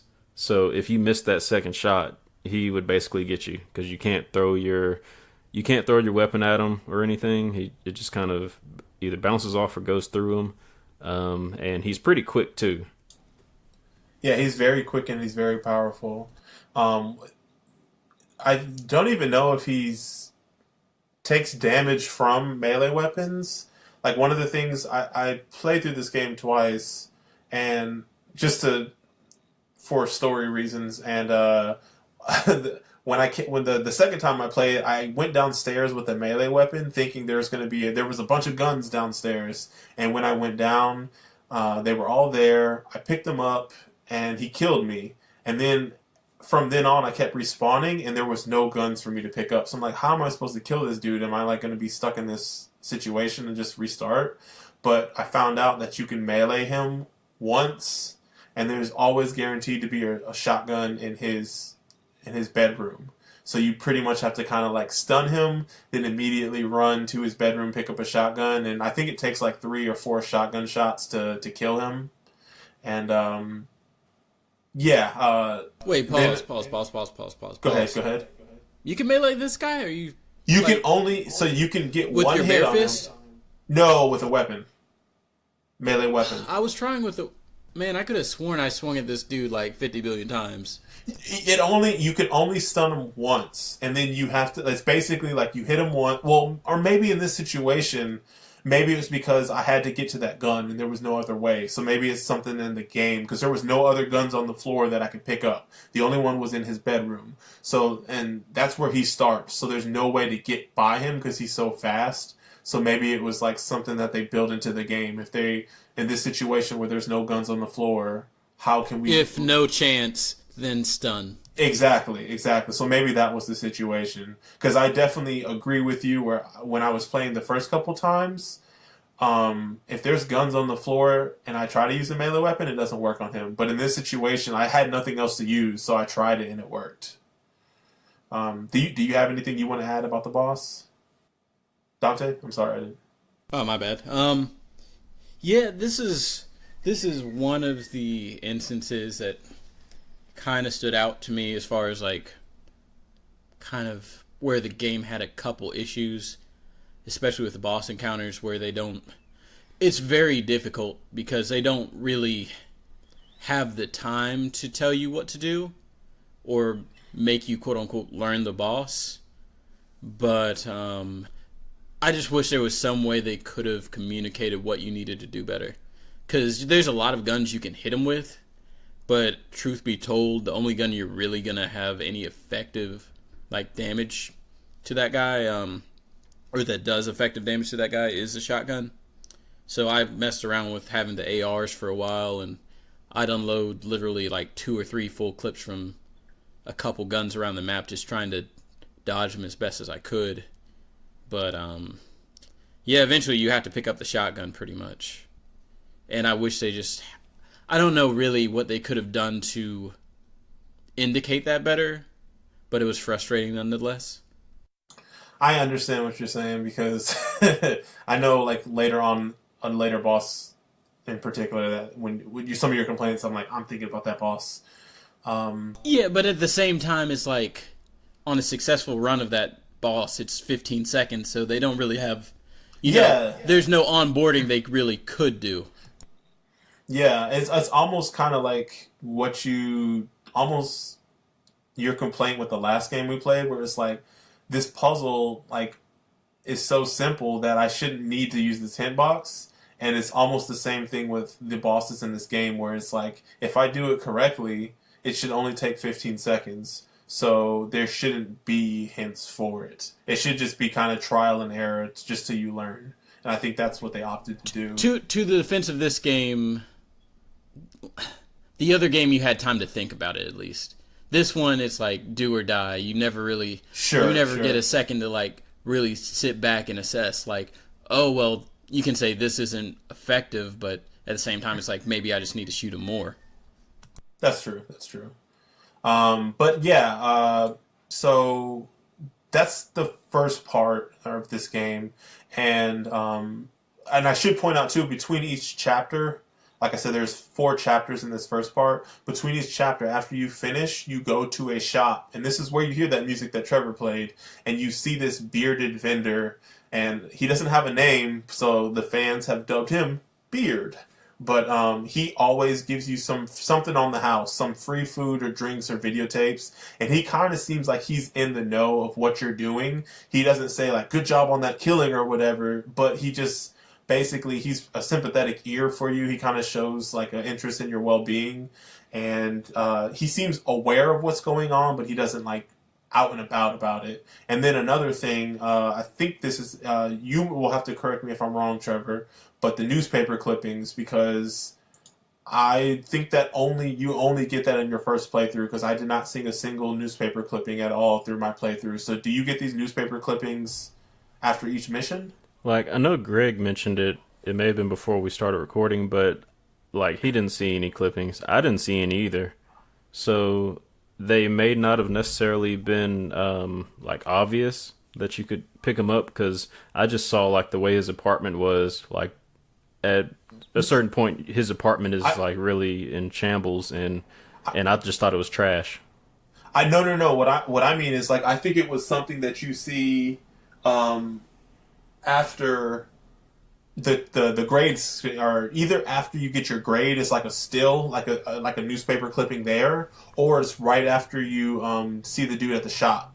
You get like a screenshot, and it's like a newspaper clipping, and I believe it's supposed to like the local news reporting on the massacre that you just did, and kind of saying it like local, or mass man kills 14 at a movie director's house or something like that, I don't remember seeing that at all. Okay. Because, like, I remember that my first playthrough, and I was reading about it, and I was like, I don't remember this at all, but they only, I guess, show it in your first playthrough. So I don't think that me, Dante, or Greg would have got it. I thought maybe you would have, but if you don't remember seeing it, then maybe it's not as big of a deal as I thought it was. Because, so in part 2, this is going to be the next 4 or 5 chapters. So the beginning of part 2, and I don't know if I mentioned this too. So that girl, the drug-addled girl, at the movie director's place, you take her and you rescue her. You put her in your car and you take her back to your apartment. And so she's at your apartment right now. And so part 2 starts up, and you're back in that mysterious apartment with those 3 mass figures. What's up, Dante? I just wanted to quickly make an interjection. Have we talked about like the delivery mechanism of your missions and how they deliver like the news of missions to the player? Yeah. So I mean, we can hit on it again right here real quick. But you get a voicemail on your phone, and you pick it up, and it's a super nonchalant coded message where they say like, "Hey, we need you to DJ at the club, dress to kill," and they give you the address over the message, and that's basically code for you need to go to this address and you need to kill the people there, or hey, like there's a special delivery at this. Make sure you go in from the back. There's a special delivery at this location, or that's how they give you the message. Yeah, my bad if I just must have missed it. Nah, it's all good, dude. It's all good. But that's how you get a mission every time you start a chapter. You go to your phone, check the voicemail, and it gives you the address in some type of coded way. So it's actually kind of cool. Like the dialogue in this game is actually kind of not, I won't say funny, but it's quirky. Where it's like like it's not super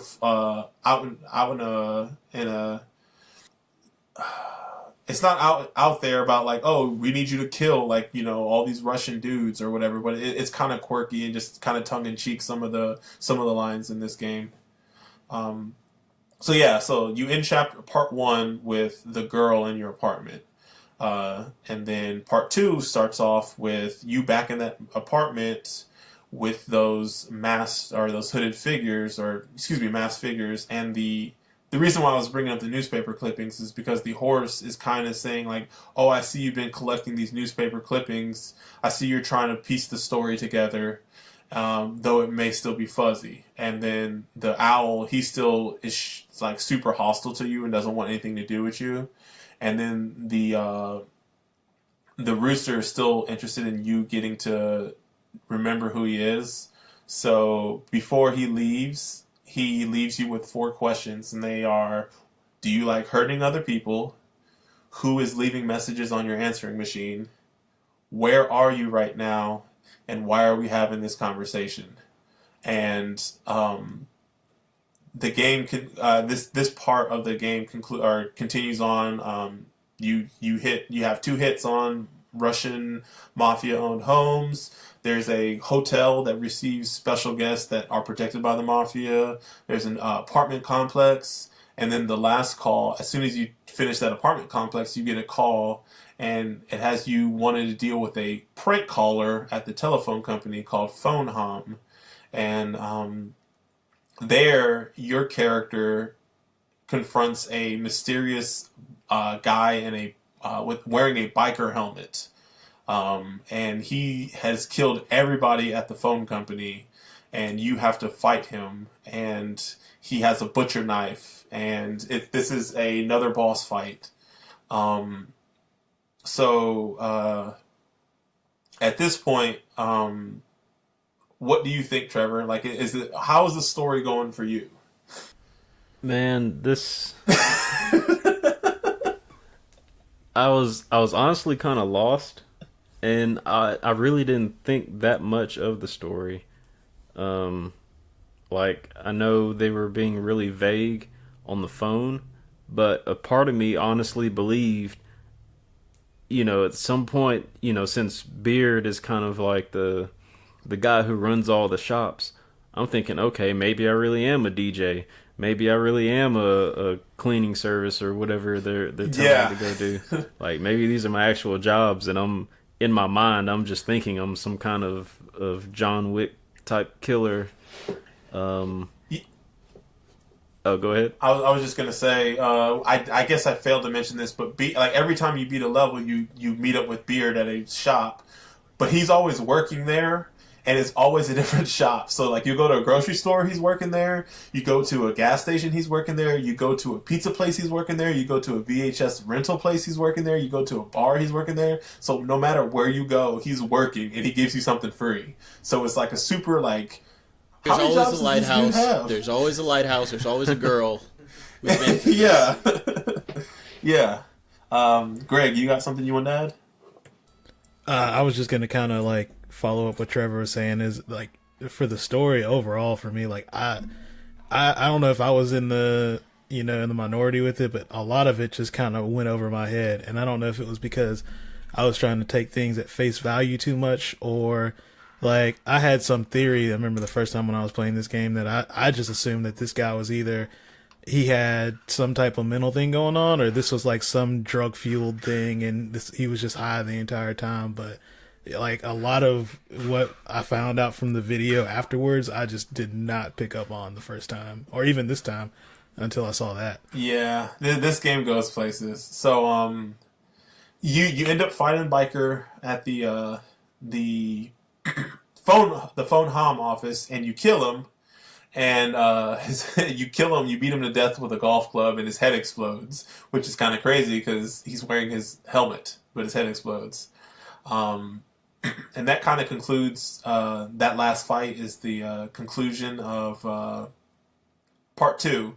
And one of the other things I didn't mention, but throughout this part, every time you go back to your apartment, that girl is still there, and she's at different points in your apartment. So at one point, she's like recovering, and she's in the bathtub. Another point, she's laying on the couch. Another point, she's laying in bed. And then, so this girl basically becomes your girlfriend, because that it's kind of funny, like in a Brady Bunch type of way, but their bedroom has 2 beds. So, like, there has his bed, Jacket's bed, and it has girlfriend's bed. And one of the other things, too, is because she's now living there, your apartment, your quality of life, it gets better because she's cleaning up. So, like, your apartment starts off as pretty dirty with, like, empty pizza boxes and, like, trash on the kitchen table and by the couch. And as you progress through this part of the story, every time you go back to your apartment, it's more and more clean and just tidy and put together. Trevor? I was just going to go back to the boss battle that you encountered. Oh, yeah, I'm sorry. Go ahead. Oh, no, you're good. I guess it's another instance where they kind of force you to use a certain weapon, because, like, when you when you first walk in there, once you walk through the door, like whatever. Actually, I don't think you have a weapon at that point. Like when you walk through, because everybody's Yeah, dead. you don't.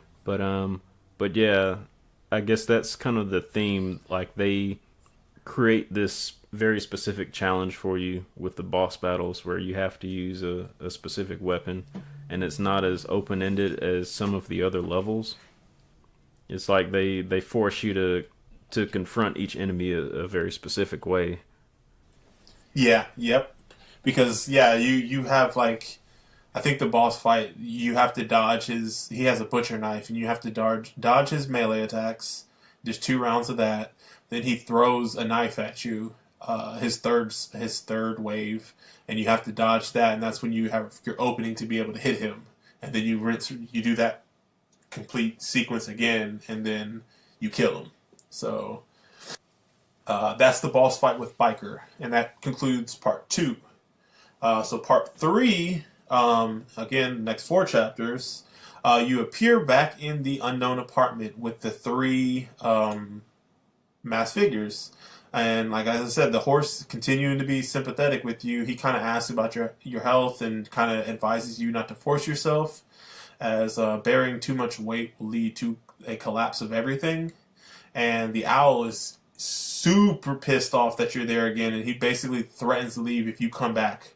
And then the rooster asks if you've thought about the questions he asked you.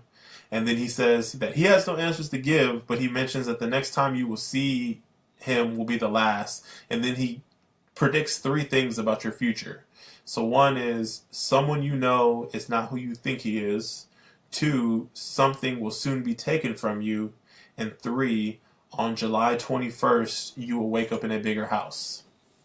So then these missions have you hitting a disco nightclub, a drug operation that eventually gets busted by like the SWAT team, and then you kind of have to go from killing people and being in murder mode to being in stealth mode and having to avoid these cops, a spa, and a office complex. I'm gonna go back a little bit. How did you feel, Trevor? How did you feel about the when the SWAT team came, and like how they kind of mid-mission switched it from being, because like when you're doing that mission, the music is going, and when you get to the 2nd floor, you can kind of hear a police siren going off in the distance and in the background. And then I think once you kill, like you don't even kill everybody on the floor, you get to like the last 2 or 3 rooms, and then you just see the guys get on their knees with their hands behind their neck. And then you're like, oh crap, the cops are here, and you kind of have to sneak out. How did you feel about that segment? So, you ever heard of this game called Trap Adventure?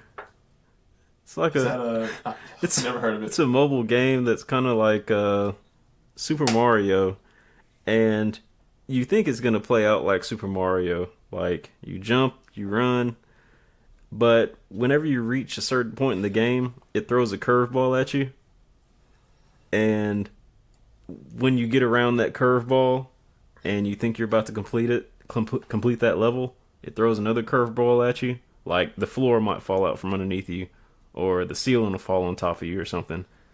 And oh, gotcha. That's pretty much what this game did. Like I was finally getting a hang of the gameplay, and all of a sudden the SWAT team comes in and they snipe me out through the window. And I'm just like, man, what? Like, I thought I was doing pretty good. You thought? I was kind of thinking, like, or assuming that was going to happen, like, on other levels. But I guess that was the only time in this game where that actually occurs. So I'm glad, because that would have been super frustrating. But the only thing I will say about it was, I don't even think you complete that entire level, because like the way I was playing was I didn't get any type of time bonuses throughout the game, so my grades were super low. But I guess I was taking so long on that level that the SWAT team would come in, and all of a sudden, before I would kill all the enemies, it just said stage cleared.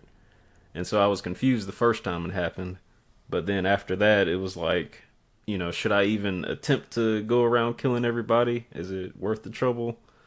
And so I would just kill just enough enemies to until the SWAT team came, and then I finally figured out how to maneuver through the SWAT team to get out of there. Yep, yep. Did you have any issues with it, Greg? Not well. I guess since I had played it before, I kind of already knew what to expect there. But no, not particularly in that area. Do you like that sequence though? Even where because it kind of just abruptly. I think Trevor is right. This is the only time you have that. Like, I have to go from being, like I said, murder mode to stealth mode. Hold on. Does this section of the game include that hospital section, or am I? No, that's later. Oh, okay. Yeah. Up to this point, yeah, I think it was a nice change of pace to have to be able to navigate around like that and not be like, the murder machine, I guess. Gotcha. And what about you, Dante? Whoops, sorry about that. So, yeah, I don't even know. Like, I remember having a big issue with it the first time I played through the game, but I didn't get hit by the SWAT team at all. And I was kind of surprised. You can just dodge all of them. Flexing! I didn't have any problems with the top floor, but it was the bottom floor. I had a route that I went, and I did it, I think my second time. My first playthrough, I did it in 2 attempts. But then when I ran it back again, a different time, I don't know why, I did that same exact run, and I got caught, I got shot 9 or 10 times. It was like, what the heck? I always go this way. Why is it working against me now? It was weird. One of the interesting things about this sequence, this part of the game, is that when you go see Beard the first time, he's cool, but there is, this is right after the first mission after you kill Biker. You go to the convenience store that he's in, and you see a decapitated Biker laying on the ground beside Beard behind the counter, and he basically says everything you know. What does he say? Everything isn't real or something like that, and you're like, what's going on? And then the screen turns to static real quick, and then it focuses back in, and the body has disappeared, but there's still that pool of blood there. And then Beard acts like nothing has actually happened. And so that's weird. And then throughout this part, after even when you're in your hotel, or not your hotel, in your apartment to get missions, things start to get more and more trippy for Biker, because he starts having weird visions of dead mobsters, and I'm sorry, things get weirder for Jacket as he starts seeing weird visions of dead mobsters and dogs and all these characters that he's killed, and he starts seeing them in his quote-unquote everyday life. And I think it's the second mission, so right after the SWAT mission, you go to the store to see Beard, and Beard isn't there. His body is he's laying in a pool of blood behind the counter. And there's a bald dude, and the guy's name is Richter. And he basically replaces Beard at this point. And he acts like nothing weird has happened. But he's super hostile to you. But he's replaced Beard. So, and he doesn't give you anything free. He just kind of what do you want?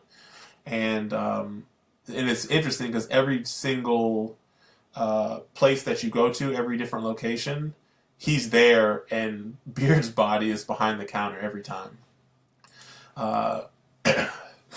And after a while, he starts to recognize you, but he's still a little bit hostile to you. And so that is the end of part 3. And then in part 4, we're going to kick into part 4. So part 4, you return to your apartment, and Jacket finds girlfriend is dead. And there is a dude sitting on his couch with a rat mask on. And so he basically talks to you briefly, then he shoots you in the head and leaves you for dead. And then the screen kind of fades, and then it reappears, and you're standing over your body, and both girlfriend and your bodies are dead. They're dead, and now it's the rooster masked guy is sitting on your couch where the assassin was sitting. And he basically says that he confides in you that you both know your story won't end well, and kind of tells you that from now on, from this point forward, your actions won't serve any purpose, and you will never see the whole picture, which is your own fault. And then he basically asks Jacket to leave, saying that there is a warm bed waiting for him. And so you're in your own apartment, and you start walking around trying to like, what is this dude talking about? And there's an entirely whole ass new door in like a place that wasn't there before. And you walk through it, and you're in a hospital room, and you see yourself lying in bed. And at this point, like when you're walking in your own apartment, your clothes go from being your normal everyday clothes to being wearing hospital clothes, like the hospital gown. So you walk in, see yourself in bed in the hospital, and you react the only way that makes any sense. Your head blows up. You're like so distraught or whatever from this shock, from this revelation that your head blows up. And before I explain what I read about it, like, is the story just like, are you just like not even here for the story at this point now, Trevor? Oh wait, dang, he did that real quick. What about you, Greg? Greg. Well, go ahead. yeah, I just want to say like the story was very obtuse up to this point, but like it's not obtuse in a bad way. It's their delivery mechanism of the story. So while you might not be getting all the story beats, you get the impression that something's going on and it's okay. It's just kind of this thing that pushes the gameplay along. Yeah, and that I don't have a complaint on how they delivered the story, but I just don't think like I think they were like banking on like somebody like me liking the game so much that I kind of just delved in deeper, because like a lot of times like I've read some quote unquote theories about this game, and it's like, how did you even come up with that? And like it sounds legit, but I mean like I have nothing to like say like, oh well, that is actually factual. You know, I've played this game, like I've beaten this game a bunch of times now, and it's just like at no point does this like spell it out at any point. Oh, Trevor's back. What you got, Trevor? Like you're the one that this story is new to, so how do you feel about what's going on so far? Like, okay, so on that part where he's walking into his apartment, I knew something was about to go down, because this was like the first level where you're going into your apartment. Normally you wake up and you're already in your apartment. But I knew something was about to go down. The part where you basically get up and you stand over your body, I knew that this game was about to get deep. But it doesn't tell you exactly how deep it's going. It just kind of, I don't know, this is the type of story that kind of inspires fan fiction and theories. Yep. And creates cult followings. Because even like before, because they make some of the dialogue so vague, you could interpret it, take it at face value, or you can try to, infer some kind of deeper meaning from it. But like when you go to that hospital bed, like so many things were running through my mind. Like, okay, is this me in this bed? Like, I know they told me a specific date, something big was going to happen. And this is that day. And, at first I was thinking, okay, maybe this entire time I've been asleep and none of this really happened. Like, that was one of my initial thoughts. I don't know why, but the way you said it made me think of Space Jam, when Charles Barkley's like, it wasn't a dream, it really happened, when Basketball Jones is going on in the background, when he's talking to the psychiatrist. But it's funny that you should say that, because from what I've read, the reason why his head blows up from seeing his body is like basically at this point, and this is something that I had to read. Like I don't think it's explained in the story, but everything, like when you see him in the hospital bed, you realize he's in a coma. So you realize that you are playing him in a coma, and he's recalling all these memories that he has. So the parts that you're playing when you're going to these buildings to kill all these people is memories of things that you have done. So I believe when you see these, every part you go to see those three masked people, I believe those are fantasies in your head. Because in the very beginning of the game, the rooster, he sees you and he's like, I want you to remember who I am. So like you don't remember who you are. So in theory, you're waking, or like this is your coma-induced dream that you're having. And he says, I want you to think back to May 3rd. That's where it all began. So he's playing out, while he's in a coma, he's playing out all the memories that led up to the part of him getting into the coma. If that makes any sense. Are you guys tracking me? Yeah, I could see that. Okay, cool. So, yeah, so that's why he, I guess the game plays out that way. And I guess that explains why he has all these trippy visions of those dead people, because his memory is mixing in with like the harsh realities of what he's seen, I guess.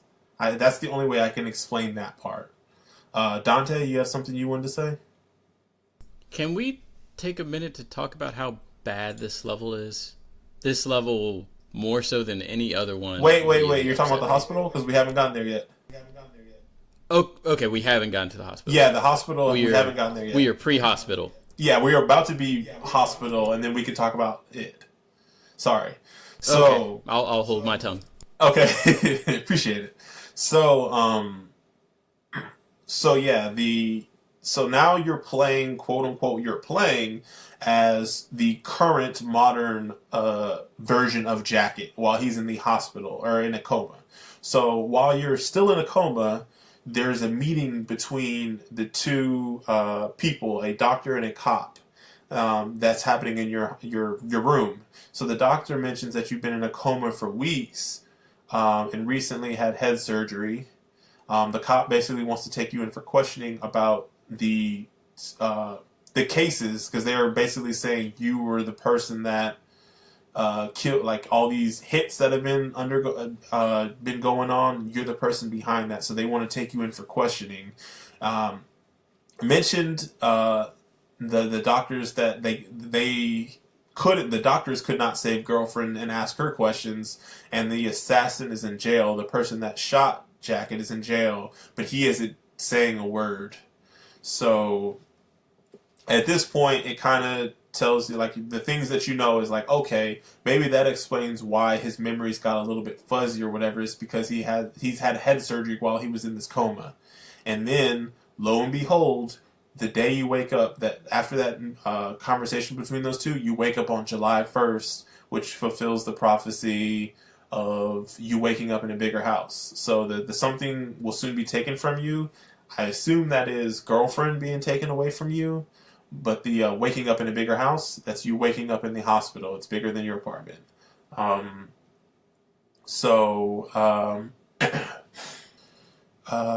You wake up and you're still recovering from surgery, and there is a heavy police presence that is guarding the hospital because you are the prime suspect in all those violent rampages. So they basically don't want anyone going in to jack you up, and they don't want you to sneak out before speaking with them. So at this point, this level plays out, and you basically are doing it's like a stealth sequence. It's you are just wearing a hospital gown. You are trying to avoid being spotted by cops that are reading newspapers outside of in various hallways. Also, doctors patrolling different rooms and hallways. So you have to, like, the sequence requires you to go into hospital rooms, wait till they do their path around the room or whatever, and hop out and go further along and whatever. You have to find a key to unlock a door so you can get to this place. And you're doing all this while also having just recovered from a head surgery. And so the way that, your movement in this game is way, way, way less fluid at this point. It's a little bit more groggier, almost like playing a drunk character in a video game, where it's kind of like you're holding forward, but your character's kind of stumbling that direction. And then the other thing that is super preventing you from this moving fluidly is that the more you move, the screen gets more and more staticky, and when it gets to a certain threshold, your character kind of grabs his head and kind of kneels down, like I guess he's having like some pain or some issue from the surgery. So it's a very, in my opinion, it's a very not fun sequence. I think this is like my one minus tick on this game, is this sequence is not fun to play, and I will kick it to Dante because I know he has some things to say about it. Man, this sequence can just exit the game. This does not need to be in here. One, they do the thing from Super Mario World 2, Yoshi's Island. There's a very specific level called Touch Fuzzy, Get Dizzy that anybody that played that game remembers, where if you touch a thing, your whole vision starts getting really distorted, and it's to emulate being on drugs. They do that here, but they make it so much more frustrating by having these guards who have this. Essentially, this is the vision cone thing Trevor was complaining about, like, way when the podcast began.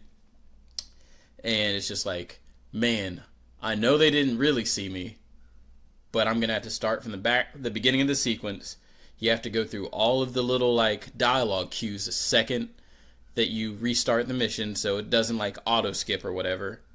The thing that really ticks me off about this level, though, is if you head a little bit up from the starting position, you see, I don't know if it's a pamphlet or what, but there's a piece of paper in a room right above you that's blocked by a wall, and it has a little red triangle that you see for anything, like, required to pick up, essentially. Like, whenever you're in the little, like, transition phases between levels, it's like, okay, there's a voicemail thing, there's a red triangle thing right above the voicemail box. Go to it. Okay, now you can progress. So it makes you assume that you have to touch this thing before you can progress at all in this game. So I spend a good 20 minutes trying to get to this room that, to this day, I'm not even sure you can get in, because there's a guy right outside it, and if you do anything, he's going to see you. And it turns out that's not even the primary place you're supposed to go. So, ostensibly, I wasted 20 minutes on a false objective. Greg, tell me, how did you like the hospital? How did you feel about the hospital segment? I'm probably going to have the same feeling that everybody else had about it, where it's a frustrating sequence because you don't feel like, or at least for me, I felt like no matter what I did, there was no way I could avoid being spotted. And I trial and errored it at least about a good solid 20-25 minutes. And then I found a solution, but then when I did find a solution, it just felt like it was happenstance. It didn't, or I got lucky. Like, it didn't feel like it was something where it was just like a consistent way of doing it. It just seemed like I just lucked out and didn't get spotted that one time.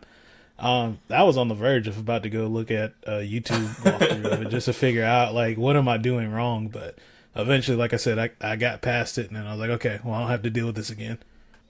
Trevor, how did you feel about the hospital sequence? Because this is, as far as I know, this is the only other, like, stealth sequence in the game. And how does this stack up with the ones with the SWAT team? Yeah, so I had some of the same issues that Dante had. The only thing I'll add is that with those other levels, they weren't as linear. Like, every level in this game is pretty much open-ended. You can kind of tackle it whichever way you want to. But with this hospital level, it's more linear. You have to follow a specific path, because I ended up going the wrong way, and I went to that room that Dante was talking about, where there's like a TV in the room. I actually went towards the elevator, like where you're supposed to go at the end after you get the key. I went that way first, then walked back through and tried to go through the TV room, but the door was locked from the inside.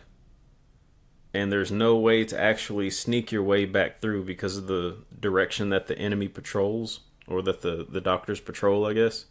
There's no way to go back through there, so you have to start completely over.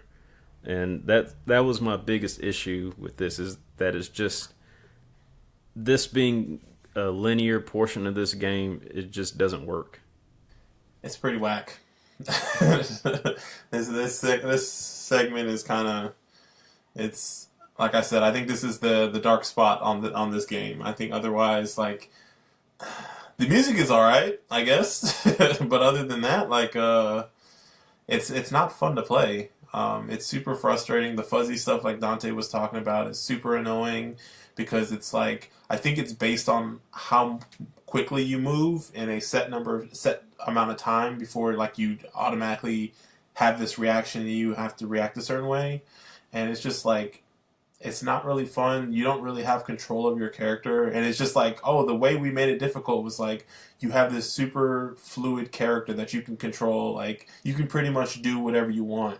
And we're going to, like, make it so you can't control your character that well. Won't that be fun? And it's like, no, it's not.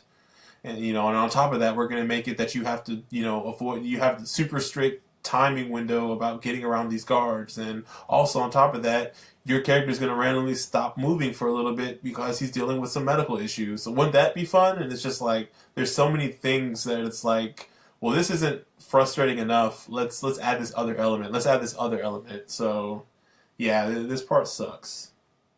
But eventually, you go through the 2 floors of the hospital. If you escape unseen and head to your apartment. And you find both your car and your apartment has been vandalized. You change it back into your murder wear, your clothes, and you head to the police station. And here, you basically you kill every single cop in the police station, and you end up confronting the locked up assassin, who you end up finding out is Richter, the guy that basically killed Beard. He was the guy wearing the rat mask, the assassin in your apartment. He doesn't give any answers when you question him, but after beating him up for a bit, he reveals that just like you, he too has been receiving strange phone calls from people with instructions to kill people. And he basically advises you to look through the police files to gain info. And at that point, you get the option to spare him or kill him. And I think I didn't even know until I was reading up on the story that you could spare him. I'm pretty sure, like, correct me if I'm wrong, everybody here killed him, right? Yeah, yep. I killed him. Unanimous. We all killed him. So yeah, you end up taking the police files back to your apartment, and you basically learn there are a large number of people wearing masks that are killing people, that are executing orders that they received from the phone home station, and the calls are being traced to a club owned by the Russian mafia. So you basically rampage the club, and you learn the location of the owner's mansion. So then you end up going to the mansion, and you confront the boss, and you have this like 3-stage boss fight.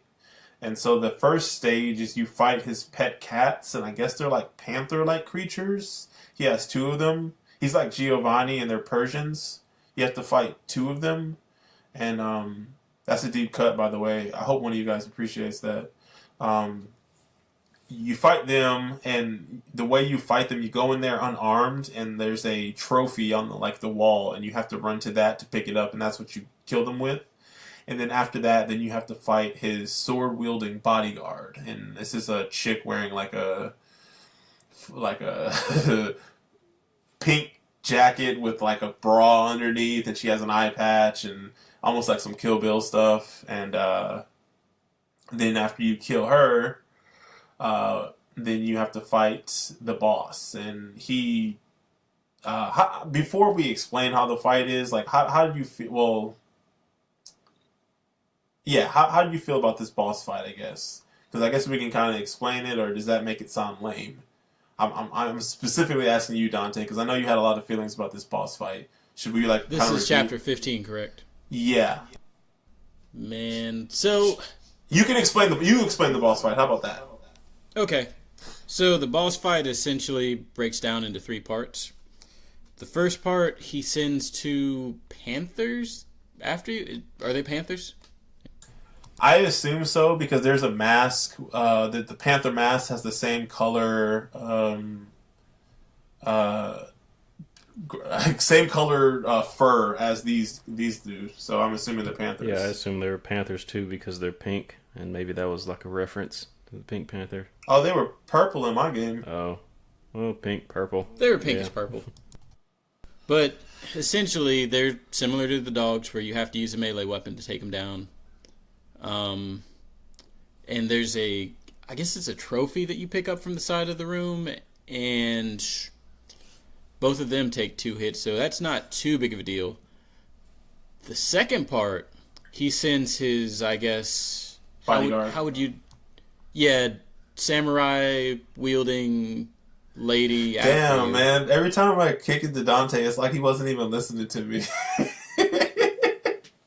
Wait, what? I said that part. No, she's but wearing I'm like saying...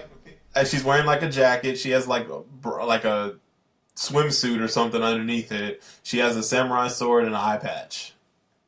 Yeah, I was just trying to go back into what she was, and yeah, this part of the fight really upsets me because if you're not within a certain range, to my understanding, you get insta-killed. Yeah, like, so basically as soon as, like, at least with the Panthers, when you fight them, you have to run up on them at first. Like, you hit one, like, once you hit, like, they kind of stay stationary, you get the trophy, run up to them, hit them, because they're kind of, like, walking at you. Then once you hit one, it lunges at you, and you got to be, like, kind of react to and kill them with the second hit. And that's pretty straightforward. With the bodyguard, if you're too far away from her, because immediately after you kill the Panthers, she just like runs at you, and if you're too far from her, she throws like a ninja star, and it's like an insta kill on you. So you want to be close enough to her where she starts running at you and tries to use your sword, but it's kind of frustrating because there's a specific way. The way you take her down is to throw the trophy at her. So, like, I know I spent, like, 10 to 15 minutes. It seemed like it probably was, like, 5 or 6 minutes. But trying to figure out, like, how do I hit this chick? Because I'm, like, trying to dodge her and, like, run around the room to avoid her. And I was like, am I mistiming my swing with the trophy?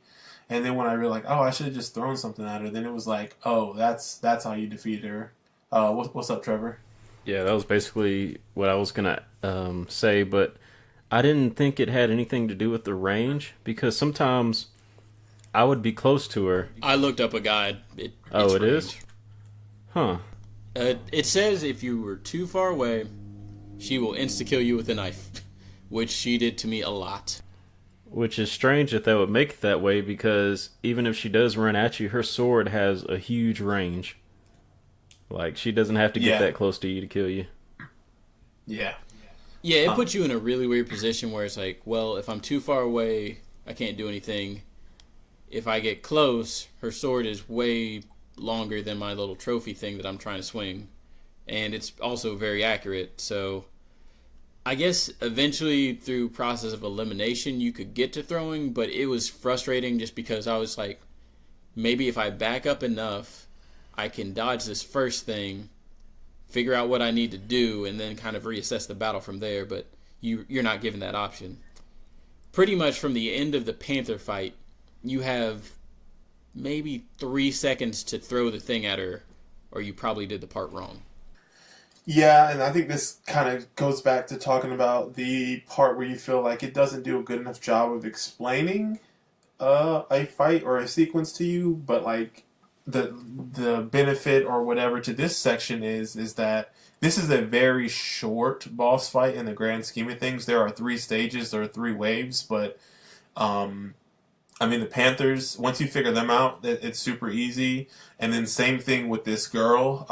So you throw the trophy at her when she's lunging at you. She immediately goes down. You mount her and you kind of slam her head into the floor.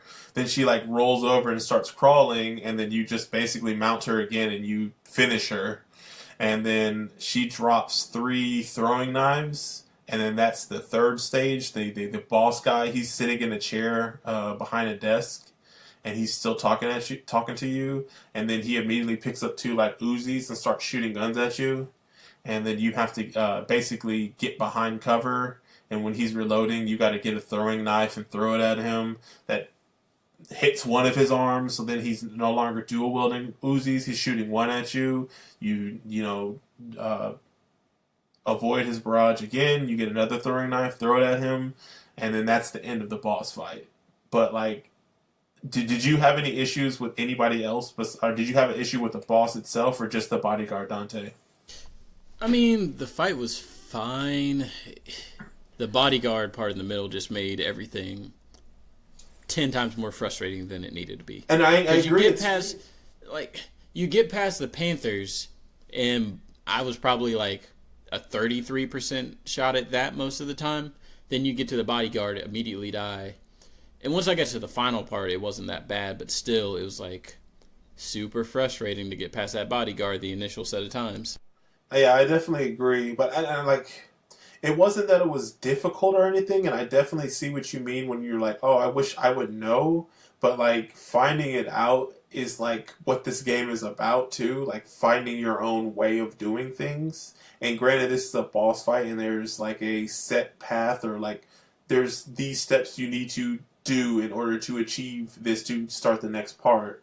But I kind of like, I'm okay with this boss fight being how it was, because it's so short in the grand scheme of things. Like, you can literally get to this boss in like 30 seconds. You know? I mean, if you do it right, but if you don't, you could be stuck. Yeah, on yeah, definitely. Minutes. But no, because I think we're not taking into consideration how quick you can get in and get out. Like, granted, you have to click through the dialogue every time you die, but like, I think you could like legitimately try this boss like almost 10, like, 6 or 7 times. Well, maybe I'll say 3 or 4 times in a minute. So like, yeah, it may seem like, because I mean, I even said myself, like, it felt like I was stuck for 15 or 20 minutes. It was long enough for me to watch a YouTube video on that second part. Well, I know for me, it was like, it felt like I was stuck for 15 or 20 minutes, but in all actuality, it was probably like 7 or 8. I haven't heard from you in a little bit. Do you have any, how do you feel about the boss fight, Greg? So, I remember, I remember having a hard time with it the first time I played it, and I didn't remember the solution at all when I came back to it. And I ended up, so the first part with the Panthers or whatever, I ended up figuring that out pretty quickly. But then it took me like maybe another 5 minutes to figure out how to get rid of the bodyguard. And then once I got past that, then it was me trying to figure out how to not get shot every time. And then that's the part I hit my head up against at least for a good 15 minutes. And it was frustrating because the other parts just became like, I'm just autopiloting through it now. And it's like, you die each time, and I have to do this over again each time. And it's just kind of like, it just added to the frustration. Eventually, I figured out that just by running in the wrong direction, because I kept trying to run to the left of the room, as soon as I killed the bodyguard, I found out that you could just hide behind the fountain and then not get shot. Or, and then basically you hide behind that, pick up the stuff to throw at him, and then kill him that way. So, I mean, I just found that out just by just getting lucky. But, yeah, it was super frustrating trying to get through that. Okay. And what about you, Trevor? I actually liked the final boss better. I thought it was fun. The only issue I had with it was on that left side, there's like that big jacuzzi or whatever it is. Sure. And if you kill the bodyguard too far back and you don't let her crawl up far enough, and you try to, I guess the only way you would be able to run is to the right. And a couple of times I tried to run to the left, and I would get hung up on the edge of that hot tub. I got you. Yeah, I got you. So the level was just kind of misshapen. All right. Well, like I said, I mean, as far as the boss goes, two Uzis, knife to the one hand, one Uzi, knife to the other hand. So at this point, he's kind of like he knows he kind of says like, I'm not going to give you the pleasure of killing me, and he just offs himself and he shoots himself in the in the temple, and then you get the stage clear, and then immediately the phone rings, and a guy on the other line, he's like, "What's going on down there?" So then you're like, "Oh, there's somebody else here." So you grab the boss's gun and head upstairs, and you confront a wheelchair-bound elder of the boss, which I think it's kind of meant to be his father or whatever. And he kind of says like, I've made a lot of terrible decisions or mistakes in my life or blah blah blah. So it kind of makes it seem like he was the former boss prior to his son. So he kind of accepts his fate, and he kind of says, just get it over with. And so you shoot him in the head, and then from there, Jacket, he walks up to the balcony. He takes off his mask and throws it aside. He lights a cigarette. He tosses a photo off the balcony edge, and then the camera kind of starts following that, and then it just peers into the sunset, and that is the end of the Jacket section of Hotline Miami. And overall, I mean, if this game ended right here, would you be satisfied with the story, Trevor? Or what story that you parsed out, I guess?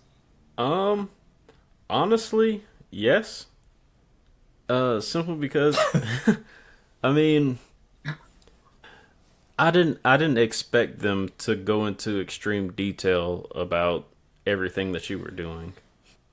Like just the way that this game kind of spells things out for you. Like I knew that I wasn't going to get a lot of explanation, there were going to be a lot of loose ends at the end of this game. Gotcha.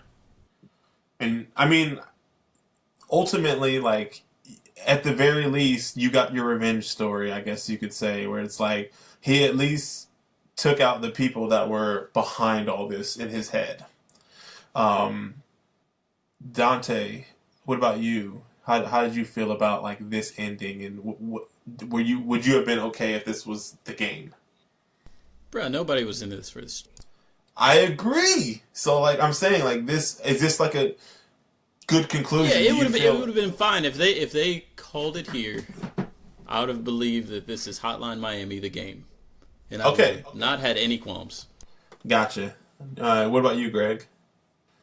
I'm in the same boat for the most part. You know, if this would have been the conclusion, that's cool. I mean, it was a fun ride up to this point. It wasn't as if I was looking for a greater meaning or like a deeper understanding of the characters or what was going on. So, yeah, I would have been cool with it.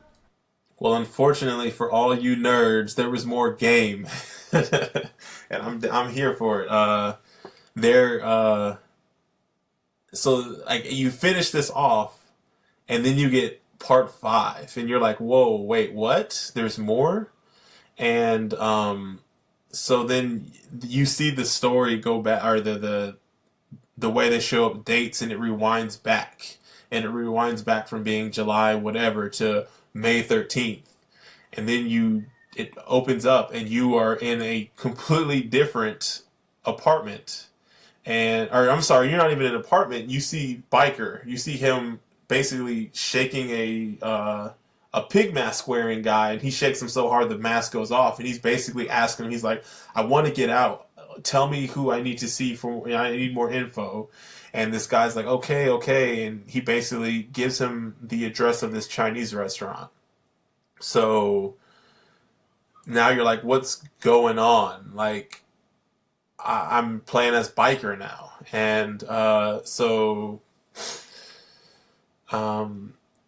you end up going to this Chinese restaurant, and now you're playing in addition to playing a new character, like since you're playing Biker, you don't get to choose a mask. Your default is wearing his helmet, and he, unlike Jacket, he can't use any other weapons. He starts off, and his only weapon is a butcher knife. You have the ability to throw he has up to 3 knives that he can throw. But other than that, like when you kill somebody, you can't pick up their weapons. So you're playing through this Chinese restaurant as biker, and so you go through the restaurant and you kill everybody, and you get to the person that you were supposed to see, and you threaten this man at the restaurant. And while he doesn't tell you who helped him, he does say that he helped set up the phone hom station for the calls to be tracked. And he also says he went into hiding immediately afterwards because they seemed to have some sort of political agenda, and that kind of scared him to death. He was scared of what they would do to him. So that concludes that chapter. And then 3 days later, so this would be, I guess, the 16th, you wake up and you're in Biker's apartment. It's a way swankier pad than what Jacket had. And you get a phone call about a missed delivery the night before at a Russian arcade, which is pretty interesting because he is actively trying to get out of this murder business. So him having a missed delivery basically is code for saying, we called you and told you to go to this location on this day and you failed to do it. So they threaten him to complete the delivery today because the clients will not tolerate further delays. So he nuts up, and he basically you go out to this arcade and you kill everybody there like you're told. Then a week later, you receive a call to head to a specific location. You get on your bike, but instead of going to that location, you head to the phone hom station. And then you kill all, and there's no resistance. They're all employees, but you slaughter everybody in that place. You eventually get to the manager and you slaughter him, and you get on his computer and you discover the address of the club where people are placing the calls. Then, as soon as you get that information, Jacket walks in and you have a fight with Jacket, and he tries to kill you with a golf club, which coincidentally is what you kill him with in Biker's story. Or, I'm sorry, in Jacket's story. But you easily defeat Jacket and you curb stomp his head in. How did you guys feel about this section, so far, and how this story was going? Because you're seeing this story played out from two different players' perspectives, and I'll kick it to you, Dante. So there's kind of a lot to unpack. The character himself, Biker, plays pretty differently than Jacket, I guess. Yeah, Jacket.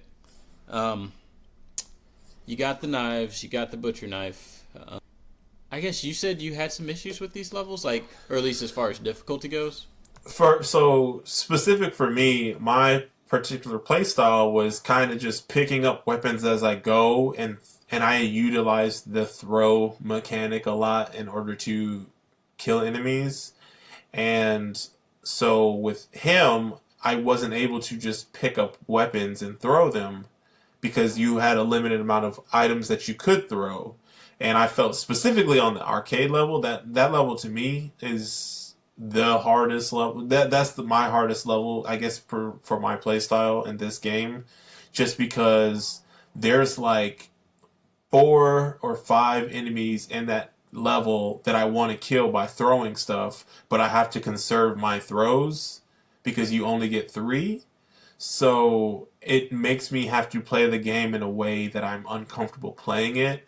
And so it takes me a lot longer, because I'm trying to go play the game the way I want to play it and go the route that I want to do it, but I can't 100% do it. So I think that's probably me being a little bit more hard-headed, is I probably should change the route that I'm doing the level in, but maybe I'm just too stubborn to do that. That's the last serious level, though, right?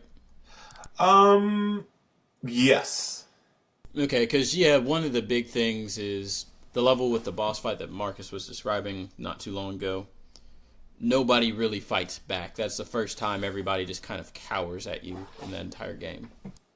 Yeah, and they just actively are trying to dodge your butcher knife while you're swinging at them. It's a little disconcerting because you're swinging and you're like, what are these guys doing? And it's oh, they're actually trying to just survive. Yeah, yeah. How did you feel about this segment, Trevor? Because you're, I guess when you run in the jacket, I guess that's like the big reveal is that, oh, I mean, you're playing a character that quote unquote died, but then when you get to see it from his perspective, did that kind of like make, just kind of reveal anything more about the story? If anything, it just confused me a lot more because I'm thinking of how these two worlds all of a sudden collided. Because once you got to this part, I was thinking this was going to be the end of Biker's story. Like he was like as soon as you saw everything unfolding, like once you go to the phone home place and you kill all the people around you, and it's like, oh, you're basically setting up this place the same way it was when you came in as Jacket, and this is going to be the end right here. Gotcha, gotcha. And and what about the fight itself? Like, I mean, it wasn't even really a boss fight. It made Biker seem so much more powerful than Jacket did. Yeah, it was definitely easy. And Greg, how did you feel about this secondary character? I do like his melee weapon and the knives. I think this was like probably the section as far as like the weapon, or I guess the weapon he has. I kind of liked it. I wish he had that earlier on in the game. But kind of going back to what you were touching on, I guess as far as you were having a hard time adjusting to the playstyle that you had to use in this area. I kind of found this section, or I guess the last part of the game, to be like pretty easy. Even the first two chapters where you actually are having like real encounters, even those felt like relatively easy in comparison to the rest of the stuff in the game. But for the story, at this point, again, I kind of hate I don't have a whole lot to add to it, but I'm just still trying to process everything. Like, I'm just like, well, what is going on? Why am I playing this dude? Why did it go back in time? Like, what is going on right now? Yeah. And I didn't even pick up on the fact that he had killed, the previous person you're playing as, Jacket. Yeah, the previous protagonist. Yep. Yeah.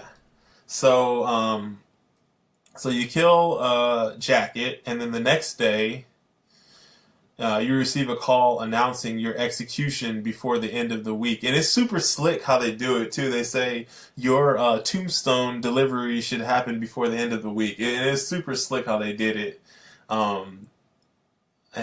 So like you're like, all right, cool. So then you head to the club where you got the information through the manager's computer, and you go through the back room, and it's empty except for one janitor who he basically flees immediately upon seeing you, and you track him to a back room which has computers, and they have these wires leading down to like a manhole in this building. So you see that he goes down the manhole, so you follow after him, and so now you're in the sewers. And once you're in the sewers, you basically find the heart of the phone operation, like these guys that have been leaving these messages through phone hom to send out these executions. So you see these two janitors, and they're running the thing. And in addition to the calls, they have boxes and masks and flyers that they have laid out that they basically are sending to the people. So like in the beginning of the story, you see Jacket with a box at his door with a mask and a note basically telling him what to do. So and this is where, like, for me, this is where the story gets blown wide open, because before you go down into the sewer, there is an indicator for the computer that with the wires leading downstairs that you can interact with. And as Jacket, you can interact with this computer, as Biker, you can interact with this computer, and it asks you for a code. And for me, every time I ever play this game, I was like, I don't know what that is. So then when I go downstairs and go talk to the guys, they basically mock me for not knowing, for being ignorant, and explain basically that the phone calls and the death threats that they were, the phone calls that they were giving people to execute Russian mobs and the death threats were simply a game that they made up together out of boredom, and they were just like quirky, like we're gonna shake the world type of, or like we're just bored and we want people to die. And if after you get that explanation, you have the option to kill them, the game is over. What blew my mind, and that like I literally, so this is my first playthrough for this podcast was my third playthrough of this game just in general. So I had played this game 3 times without knowing what I'm about to say. But there is a puzzle throughout this entire game. And like after I beat it this time, I was like, I'm going to read the story of this game so that way I can write the outline for this. And then when I saw what was going on, I was like, wait, what? What is this? What is this? And I felt like a crazy person. Like when you see like those movies where people have like a thumbtack board and they got the string going from one end to one, and that was me basically. I was like, oh, this means this and this means that, and then like it just blew my mind. But when you hit escape on your keyboard, you can opt to resume. There's restart and there's quit out, and you can resume the game. You can restart at the beginning level, or you can quit out to the main menu. There's also a fourth option that's puzzle, and every time I've ever played this game, I've had that blanked out. Well, apparently every single stage as Jacket in this game, minus the tutorial, has a letter that you can find in the level, and there's an owl mask that says the text for it says "I for secrets," and I've used that mask, but I didn't know what that means. Well, if you use that mask, there is a specific like pixel, like an enlarged purple pixel on the floor in a very specific spot in every single chapter, and it's a letter. And so by the time, if you go through the game and you pick that up in every single level, you have 14 letters, I guess, at that point, and it spells out a code. And so you click the letter, and you drag it to a spot, and if it's highlighted, then that means you drag the letter to the right spot. Ultimately, the puzzle spells out "Born in the USA,"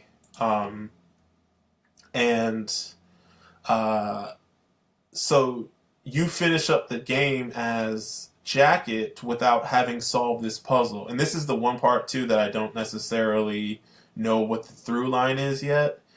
But when you get to this end part, you're playing as Biker. So at no point have they interacted with each other besides that phone hom interaction, that boss fight. But when you get on the computer, you have access to this puzzle. Like if you're the player, you know the password is "Born in the USA," so you put that into the computer, and you have an entirely different interaction with these janitors when you go downstairs. So if you reveal the puzzle, you'll learn their plans. And this is what it says. They are nationalists infiltrated among the mafia themselves. And they basically threaten their own members, their own nationalist members, into doing the executions for them.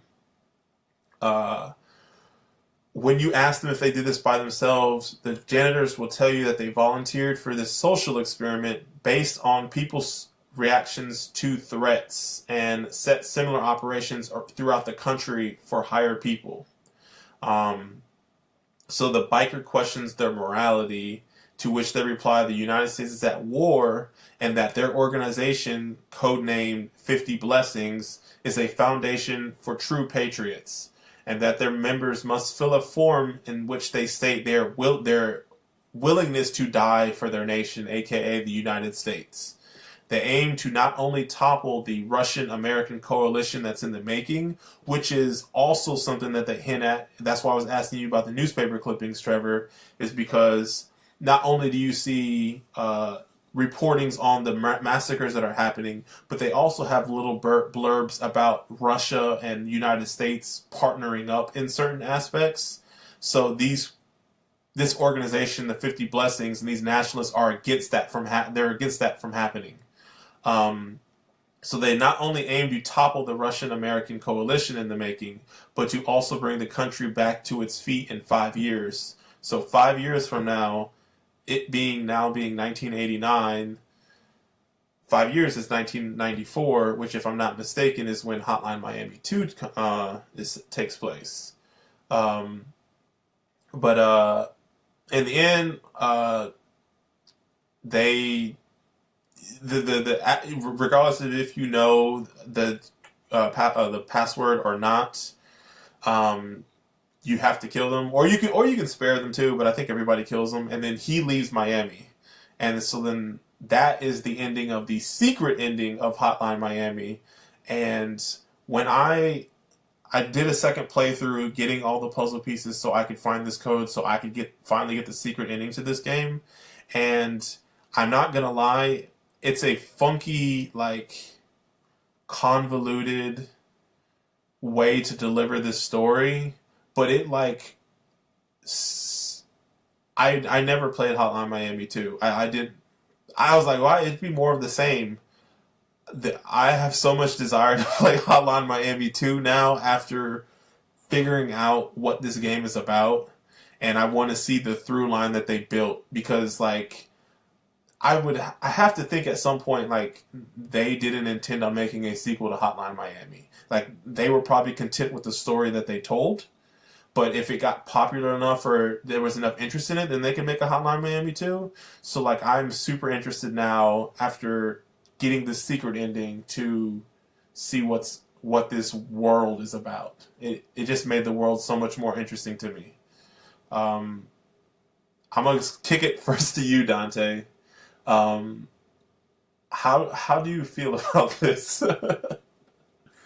About, like, Hotline Miami 2? Or I mean, just like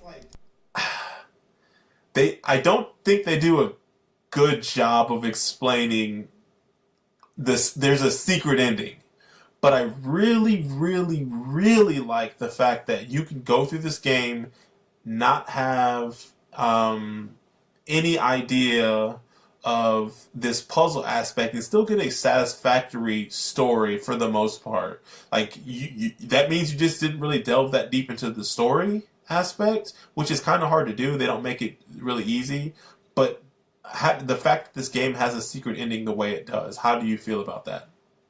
I mean, I'm fine with it. A lot of games have secret endings that I never... Honestly, I didn't even know there was a secret ending. It doesn't surprise me per se, but at the same time, I'm not going to go out my way to... Okay, well, I got through the wet blanket early, so thanks, Dante. I thought it was awesome. We good.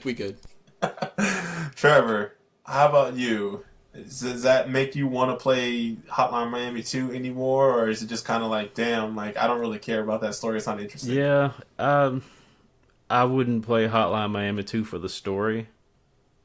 Like, there's so many other cooler aspects of this game that the story is... It seems like it's just a... Like, maybe they... Yeah, like, there's zero surprise that they made a... Like, I'm not surprised they made a Hotline Miami 2. It's just... Yeah, if they made a Hotline Miami 2, I didn't expect them to, like, focus on story or anything like that. But I guess what I'm saying is that I don't think a Hotline Miami 2 would have happened if this game wasn't popular. I think you could say that about a lot of games. Well, I'm saying they didn't go in with the idea that they were going to... It seems that way anyways. They didn't go in with the idea, like, we're going to make this a sequel or a trilogy, and we're going to leave the story open-ended enough where you want to see this story to conclusion or whatever. And so, like, the normal ending, you get your revenge story and you're good. You get... excuse me. They kind of tacked on the biker stuff, which was cool, but that was like the big quote unquote payoff if this story was intriguing to you. And I don't know, it's almost kind of like to me it's almost like the secret stuff in like a Braid, where it's like, hey, like, you can see this game through this way, but if for those that are really into this game, here's this other thing that you can find to add more replayability or like a greater appreciation for this world or this story or whatever. So in Braid's case, it was a greater appreciation for the person that made this and the puzzles that he put in. For this game, it was a greater appreciation for the story of this game in this setting. I guess Greg, go ahead and bring it home. I guess I'm the only one excited about Hotline Miami 2. Bro, I played Hotline Miami 2. Let's not do this. I mean, I don't know if my interest is peaked anymore to play. Well, I guess kind of. I do want to play Hotline Miami 2 and finally finish it, but it's not like the story beats that we kind of found out afterwards like make me want to go back anymore. It's just kind of I like that gameplay, the aesthetic of the game, the soundtrack. So if anything, I'm going back for that, but not necessarily to find out the conclusion to the the whole storyline. Tight. I am triggered. Okay. That was in reference to me, but it's good. Say what? That was in reference to me, but it's I good. mean, yeah, I know you played Hotline Miami 2, but I don't know. It just like it. I didn't really have an interest in playing Hotline Miami 2, mostly because I was like, the gameplay is fun, but like, what can you do to in my head? What can you do to improve on this? Like, why does there need to be a second game? It seemed like a cash grab for me, and it may have well been a cash grab, but having played the story now, I'm like, yo, like, and having understood the story, I'm like, oh, snaps, like, I'm interested to see, like, where this goes. And so that's what kind of triggered my interest, And for all I know, the gameplay is better. Because, like, man, I probably said that about Left 4 Dead 2. I was like, how can you improve on Left 4 Dead 1? And they were like, yo, melee weapons. And, like, all these other things. So, like, there might be some cool-ass stuff in Hotline Miami 2. So I'm definitely going to be checking that game out now. Which This dude was like, how do you improve on Mass Effect? And Mako was excellent. Hey, yeah, exactly. Excellent. Well, I guess, do we have anything else to cover for Hotline Miami? The one thing I will say, Papa Leo, your reign on top was short like leprechauns. Because this is the best game we've covered! I thought you were going to say... Definitive, hands down! You were going to say it was the best soundtrack up until now. No, this is my favorite game we've covered. Papa Yo, you had it for like 2 weeks. I mean, arguably it is the best soundtrack too, but Oh yeah, free best soundtrack. But this is my favorite game that we've played, and it may be that way for a little bit. So I had to get that out there. Definitely when a you stand. put your list together and it says Hotline Miami greater than Papa Yo greater than Bionic Commando, it didn't really have that much to climb. What's the games that you like? Because it's better than that too. I mean, if we're doing rankings, it's probably Vanquish and Metal Gear Rising. Probably Metal Gear Rising first, and then Life is Strange is like right up there. Yeah, for me, it would be this, then Papa Yo, then probably Life is Strange. Y'all must have forgot we played BioShock Infinite. Okay. I didn't forget. That second hit. Hotline Miami greater sign of BioShock. What'd you say, Greg? Hotline Miami greater sign of BioShock Infinite. Yep. You heard it here, folks. It's all good. We all have our own taste. That's what makes us a good team. But I guess if that's going to conclude our Hotline Miami talk, then Greg, do we have any questions? Nope. Okay, waste of time. All right, cool. Well, let's go ahead and get with the plug. Oh wait, actually, yeah, Greg, where could people send questions if they ever wanted to send questions? You guys can email us at misscheckpoints@gmail.com if you want to just talk about the game we're playing for the week, or if you have any questions or suggestions, get us up there. All right, and where can people find you at, Trevor? You can find me at Lyric Unsung. I'll most likely be streaming on Twitch in the near future. Where can people find you, Greg? You can find me on Twitter at Boombox Hero. Facebook is the same, Boombox Hero. And on Twitch at twitch.tv/xdrdmagnegrox. Where can people find you, Dante? Right now, they can't. I see you. Yeah, I'm gonna go with the same. I was gonna try to do like a Hotline Bling reference. I thought maybe Dante was gonna do it because he made it earlier, but I mean, I don't got nothing. So, what's up for next month, for the month of March? That's your game, right, Dante? Objection. Yes, it is. Objection. All right, overruled. Okay, so we will be playing. What did we say? Phoenix Wright Ace Attorney. Yes, the first game, the first Phoenix Wright game, and we said the first 3 cases. Yeah, the first 3 cases is probably the good talking stop point for us. Quick question. This is also the DS version that has an additional case. That's what I was gonna say, because we will be playing. It's the trilogy version. I thought that had the extra case. Well, it originally Gyakuten Saiban, the original Ace Attorney in Japan, was released on the GBA. When it got ported to the DS, they added an additional case 5. And pretty much every version since then has had the additional case. Gotcha. Okay, cool. So we will be covering the first 3 cases if you are playing along. So case 1, 2, and 3 of the first Phoenix Wright. Was it Phoenix Wright : Ace Attorney? Correct. Awesome. All right. And I guess with that, we are Miss Checkpoints, and we'll catch you guys next time. Peace.